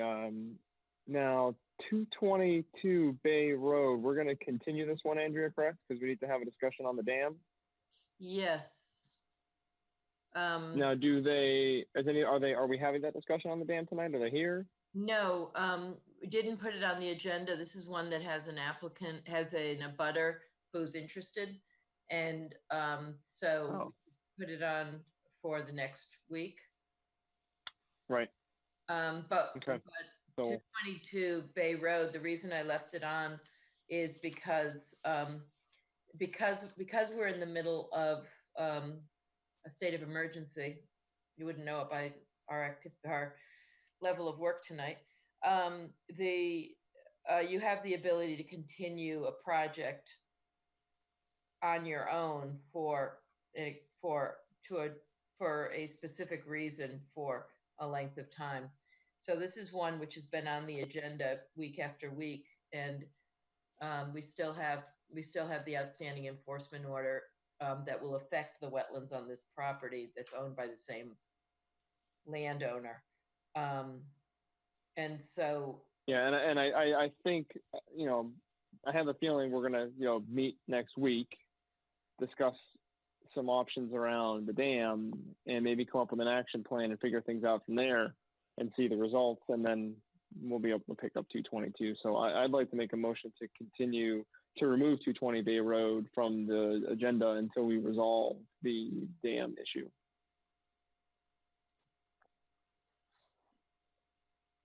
I don't know if anybody else agrees with that, but that's what I'd like to do.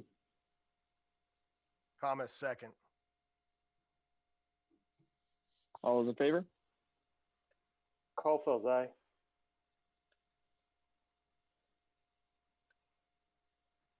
Spadia, aye. Thomas, aye. Lundin, aye. Thanks, Carol. Catino, aye. Okay, COC for 11 Lullaby Lane. yes, let's see if the landowner stayed on. Is anybody in Two the people attendance? waiting. A few people are waiting. Okay. Yeah, we have Eric Diaz and Joe Borman. Nope, Joe Borman is, so Eric Diaz is here for other business, and Joe is our. Okay, very good. 11 Lullaby Lane is a project located out on Tanglewood Estates. You did a partial certificate for the house as built. And the reason it was partial was because the area the final grading hadn't been done in the backyard. The vegetation hadn't stabilized the area, and there was debris, permanent markers weren't in, and there was debris on the other side of the limit of work. In that time, the new landowners, that was done in 2018, that partial certificate. In that time, the new landowners have purchased the property. The permanent markers are in, the backyard is stabilized, and he's begun removing, or maybe even completed removing, the debris that was stuck in the woods. So he's refinancing his property, and he'd like a complete certificate. I recommend it with the two conditions that were considered perpetual, which was allow the inner 50-foot buffer zone to revegetate naturally and only mow once a year, and the no debris in the wetland. Great, I'm good with it. Motion to issue COC for 11 Lullaby Lane, Easton number 1480, with the perpetual conditions number 3 and number 45. Spadia, second.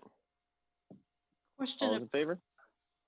Sorry. Oh, yeah, go ahead, Carol. Question about revegetating naturally. What happens if we have a seed bank of invasive plants in there?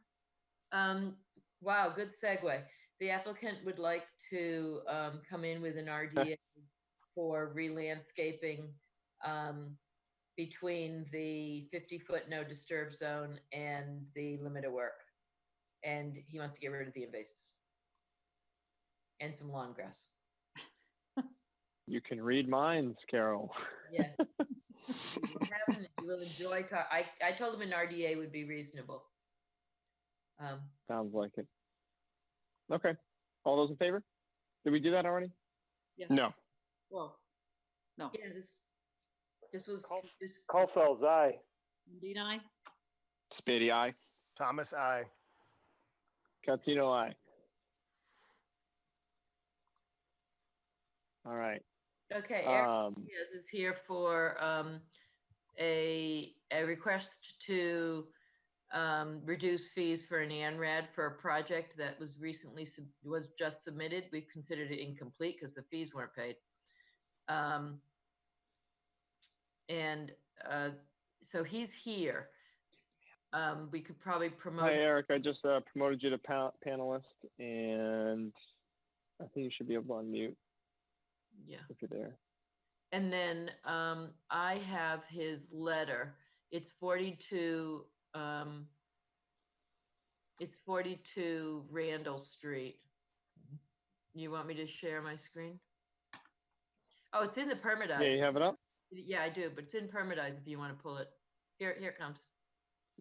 Here it comes. Oops.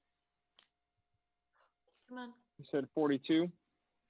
Yeah, I'm Randall. Oh, I don't have it in permitize. Is it in planning permitize? Oh, you know why? No, it's because it's pending.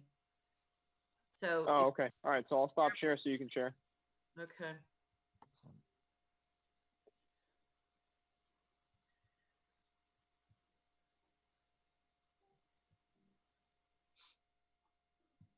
Share. I asked to share. Can you see? You can't. There it is. That's coming up. Something's happening. There we go. Okay. Yep. Okay, so this is 42 Randall Street. It's across the street from, well, Eric, are you here? I am here. Can you hear me? Yes, we can hear you. Can't see you. Okay, great. So 42 Randall Street, this is about a 22-acre piece of property that's, it's kind of sandwiched between Randall and Summer. It's got frontage on both. They run kind of parallel to each other in this location. I was on for the last discussion that you had about a reduced fee, so I'll be honest, I don't have the warm and fuzzies about the request, but I think there's a couple of different mitigating circumstances here that might make some sense, so I'm hoping you'll at least entertain me for a moment.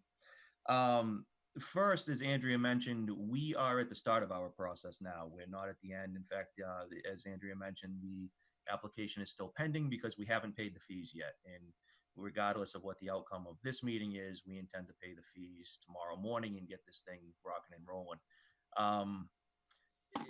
The total fee on this is about is a little more than $11,000, with $9,142 of that being the local bylaw fee. Couple of things. One, that fee actually exceeds the consultant costs that were required to put together the ANRAD and file it. So it is a little bit excessive. My client here noted it and also notes that he does a lot of work in Easton and the surrounding towns. And we did take a quick look at ANRAD fees for this project in surrounding towns, those towns being Canton, Sharon, Stoughton, and Brockton. And we know that they certainly do not set Easton's fees, but just by comparison in the area, all of those fees came back at least 50% or less of what the Easton fee would be. I know Andrea mentioned in the prior discussion with another applicant tonight that a lot of times the ANRAD fees are used to hire subconsultants. So what we might suggest, where we're at the beginning of our process, if the commission did allow us a fee reduction, I think it would certainly be appropriate for the commission to reserve the right to request additional fees for consultant costs based on up to the amount of what the calculated fee would have been if so needed. I know you guys have had a long meeting, so those are my 2 cents, no pun intended. I will be quiet and let you comment now. Yeah, no, I appreciate where you're coming from and the request, but I think we have to treat it the same as the other requests that have come before us until we have a different policy. And again, right now the policy is we allow fee reductions for certain organizations and projects that align with the Conservation Commission's mission. I don't think this applies to this situation. So I'm inclined to say to decline the request myself. And I'll open it up to the rest of the board to discuss if they have any comments they want to add. So I think that this is one of these cases where I think we probably put it on our list of examining why our fees are so much more than neighboring towns, but I don't know that we have an avenue to address the concern of the applicant, unfortunately. And I know a few years ago there was analysis done on town fees, and I dug up an old spreadsheet, and there are a few towns that it's less, there are a few towns that it's the same. $2 a linear foot, no maximum. So we're not totally alone on an island here, but it's probably worth reevaluation at some point. Yeah, one thing I would add, I think the per linear foot fee, just informationally, is pretty well in line with at least the surrounding communities. But I agree. I think the difference is the no cap. If, for example, I mentioned a couple of these surrounding communities would cap it at about 50% what it is of what the Easton fee is, and it's because of the cap. So I think that's the disparity between Easton and the immediately surrounding communities, at least. I do want to point out, John, before you bring up the issue from the last meeting, this is a 4-lot subdivision. So, it's each lot has a wetland line on it, and so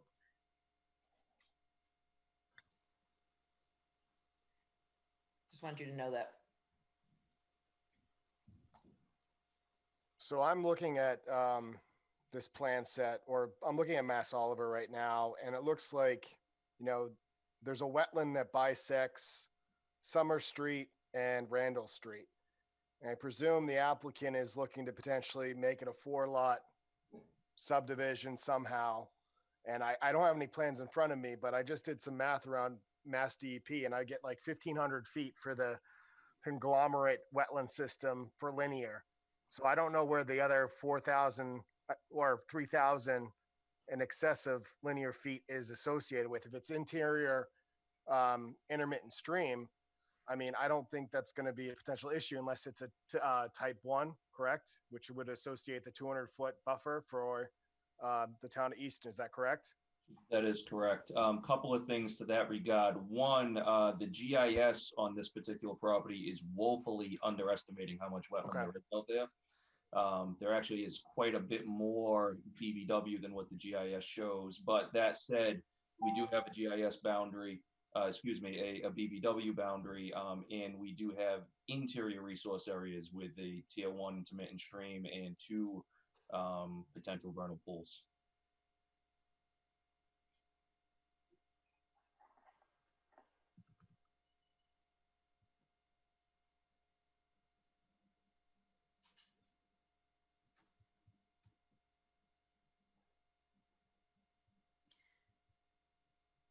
Carol, Mike, anything? No, Esteban, I agree. I'm cool with the fee. I don't see any change needed. Yep, same with me. So we don't. Yeah, and Eric, I totally appreciate the request. But just in fairness to folks that have been in front of us before, and in the future until the official position has changed, just don't think we can change it right now, unless it met one of the other requirements we had already set. No, understood. It's always worth asking the question. That's how things get changed in the long run, anyway, right? Hey, you don't ask, you don't know. I live by that. That's it. I mean, I will just add, Eric, before you go. I mean, if you have an understanding of where these lot lines are going, I mean, you could try to revise your ANRAD and provide something back to us. But any sort of lot line adjustments obviously would have to get fixed later on, and that would probably cost you more money. So it's up to you how you proceed with this, but I'm just trying to help you out at the same time. No, I appreciate that. In fact, I'll take that option to my client and let him make the call. Just full disclosure, there is a potential that we may look at some additional lots off of the Summer Street side, so it might make sense to come in with the whole thing at once now. Yeah.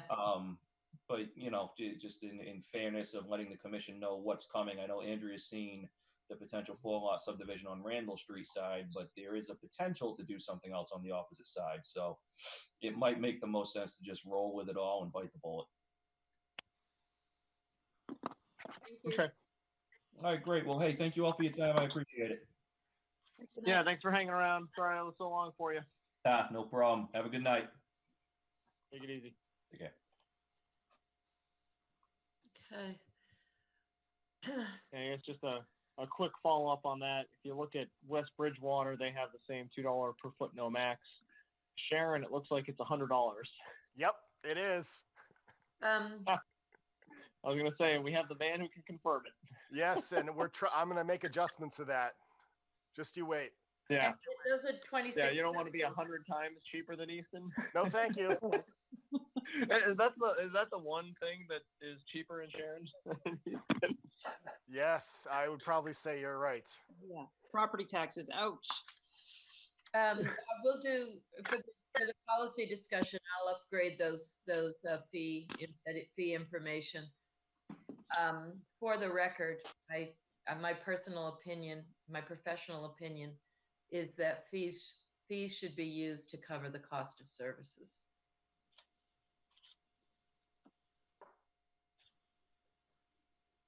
Agreed. Yeah.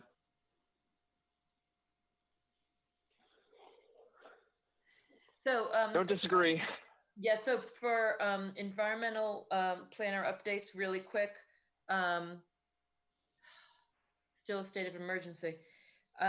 We did get some of our first delegated signatures issued, a group of 8 of them, and they've been recorded successfully. So that's all good news. 58 Mill Street actually heard back from FEMA. And what we were told was a simple map revision to just realign the floodplain to align with where the stream bank was located on the property. FEMA has actually asked for additional information. In reading the review, I think we're going to get some good information on the localized flooding in that area. They recognize they're asking for much more survey and engineering. The landowner has 90 days to get that information into FEMA, or it'll be a resubmittal. So we'll have to start from scratch. So it isn't a small request from FEMA, but it is, and it's going to make a difference in our understanding of the area. I haven't had a chance to talk to them of what they're going to do. The only other thing, Sawmill. Sawmill is anticipating coming in next Monday, and he submitted his information today. And it's significant information. You had asked for 2 weeks for review. I'm not going to be able to get the review done in the week. I'm not going to. I'm now working. Should we hire a peer review? Or is it too late for that? Yeah, I haven't been, I didn't use, up until now, Claire was doing my job. So we would have to set up a 53G to get her to be addressed, to be help with the work. And we do have enough fee money to cover a peer review.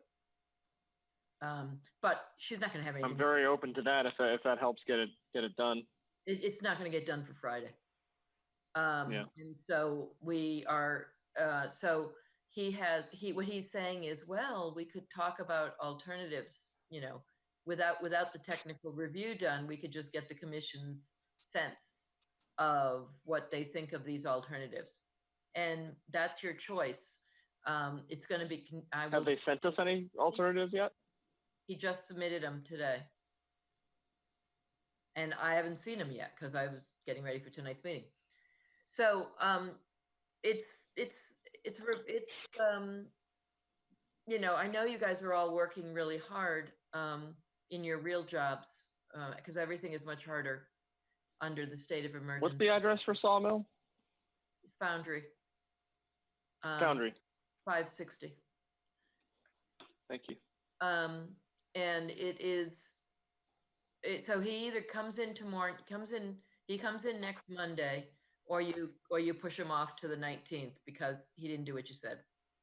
You can have a more substantive conversation on the 19th, or you have a more preliminary conversation on the 4th, which might allow him to get some feedback from you, and then he might go to the planning board meeting on the 11th with more feedback from you. Whoa, it's quite different. Could be. Wow. Yeah, I mean, very different. So, I mean, it just came in today. It just came in today. Do you want to see it on? Okay. I can get you, certainly I can do something between now and then, but it's not going to be a waiver evaluation. I mean, it might be worthwhile to see if they're going in the right direction. Just looking at this, it could be very worthwhile to discuss. Can I throw it up, or yeah, can we not talk about it if we don't have an open meeting?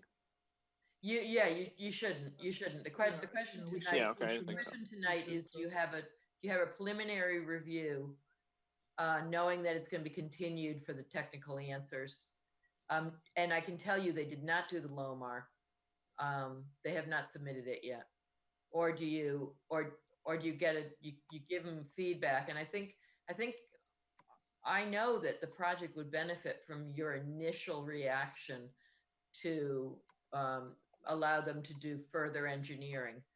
The time would be well spent if you gave them an initial reaction without our technical review. I think I'd be okay with having a discussion with them on Monday, just knowing that it's going to be continued. We're not going to have all the the technical analysis, but it looks like it would be a worthwhile discussion. Okay, they'll be happy. Thank you very much. Yeah. The other thing was Conservation Commission, conservation land signs. I actually did get a Facebook post up to let people know that, they social distancing, face masks because you're going to cross people in trails. Don't go if you're sick. Choose another place if the parking lot's full. We did have the Easton map included, the Easton Trail map included, and it was taken. The town fathers asked that the map be taken down because they don't want to encourage use of the trails. They want to make sure that those that are using the trails are using them safely. We are still in a surge. Easton is still having increased numbers. And they also told me that I hadn't heard, but that the police are getting reports of parking, excessive parking on. So getting signs up is something you asked to do. I will make sure they are posted on the major trailheads by next meeting, by next Monday. I think some of you are probably going to help me do that. Once I get the signs graphically developed and laminated, I'll probably be calling you. Let me know. Carol, Mike. And also, all you guys keep in mind too. Today is the first day of turkey hunting season that will go all the way, I believe, till the 23rd of May. And I know there's a huge influx of hunters because of a lot of guys are laid off. So just keep your eyes and ears. We don't have to wear orange during turkey hunting season, so we'll be very well disguised. So just be aware of that. What kind of hunting is Okay, good to know. Turkey hunting. Turkey, oh yes. Yep. God bless them. I could have had one this morning. Yeah, me too. I know. Crazy, they're out. I could have had one like every morning driving around for the last 3 months. They just like hang out everywhere. It's only when you put on camo they disappear. It's fine. That's right. So to that effect, should we just remind hunters that on conservation land, no hunting, and no blinds within how many feet of a trail? 500 feet and of a home as well, because a few of our trails are, And of a home. they're right near home. So 500 feet from a trail or home. I didn't know. Because I did see a post up on Facebook that there was some dispute about a hunting a platform somebody put up in a tree, whether it was on private property or Conservation Commission property. And just because it's on Conservation Commission property doesn't mean it's legal. It does need to be 500 feet away from trails. And don't Right. get crazy on those blinds. We have removed sheds and that were illegal structures on conservation land. Yeah, it has to be removable blind now. Yep. Okay. So just a couple reminders. That's happening out there. Good job. Thank you. Great. All right, and then Keith, minutes. Just the last meeting. Yeah. April 6th. It was April 6th meeting. All right, Rory, what you got for us? I have reviewed them and have no changes. Nice. We are good. We have trained Keith well. All right, motion to accept minutes from April 6th. I second. All those in favor? Caulfield's aye. Monday night. Spady, aye. Thomas, aye. Latino, aye. Anything else unanticipated? I'm so tired. That is anticipated. No, just one comment, and I'll keep it to 30 seconds. I do want to have us commit to, and it isn't tonight, it isn't next week. Just we do have to get a list of regulatory goals in place and start having those conversations, so that we can get some regulatory changes on the books a few months from now that make sense. That we can start to, have applicants understand what our expectations are when they walk in and submit an application. I think we agree that there's some things we want to do, and it'll allow us to have an open conversation about them rather than as in response to an application. I'd rather have it as a overarching discussion, because I think it's a lot easier to achieve the goal when we're not talking about a specific project. So, well said. Yeah, it needs to be done, and there will be a time for it. We're just a little crazy right now. Great. Was Joe here for anything particular, Andrea? Joe's our ECAT guy. Oh, thanks, Joe. Thank you for all you do. All right, motion to adjourn. I second. Caulfield, second. All those in favor? Caulfield's aye. Monday night. Spady, aye. Thomas, aye. Latino, aye. All right, thanks, guys. Thank you. Later. Thank you. Good night. Take care. Be safe out there. Some sleep.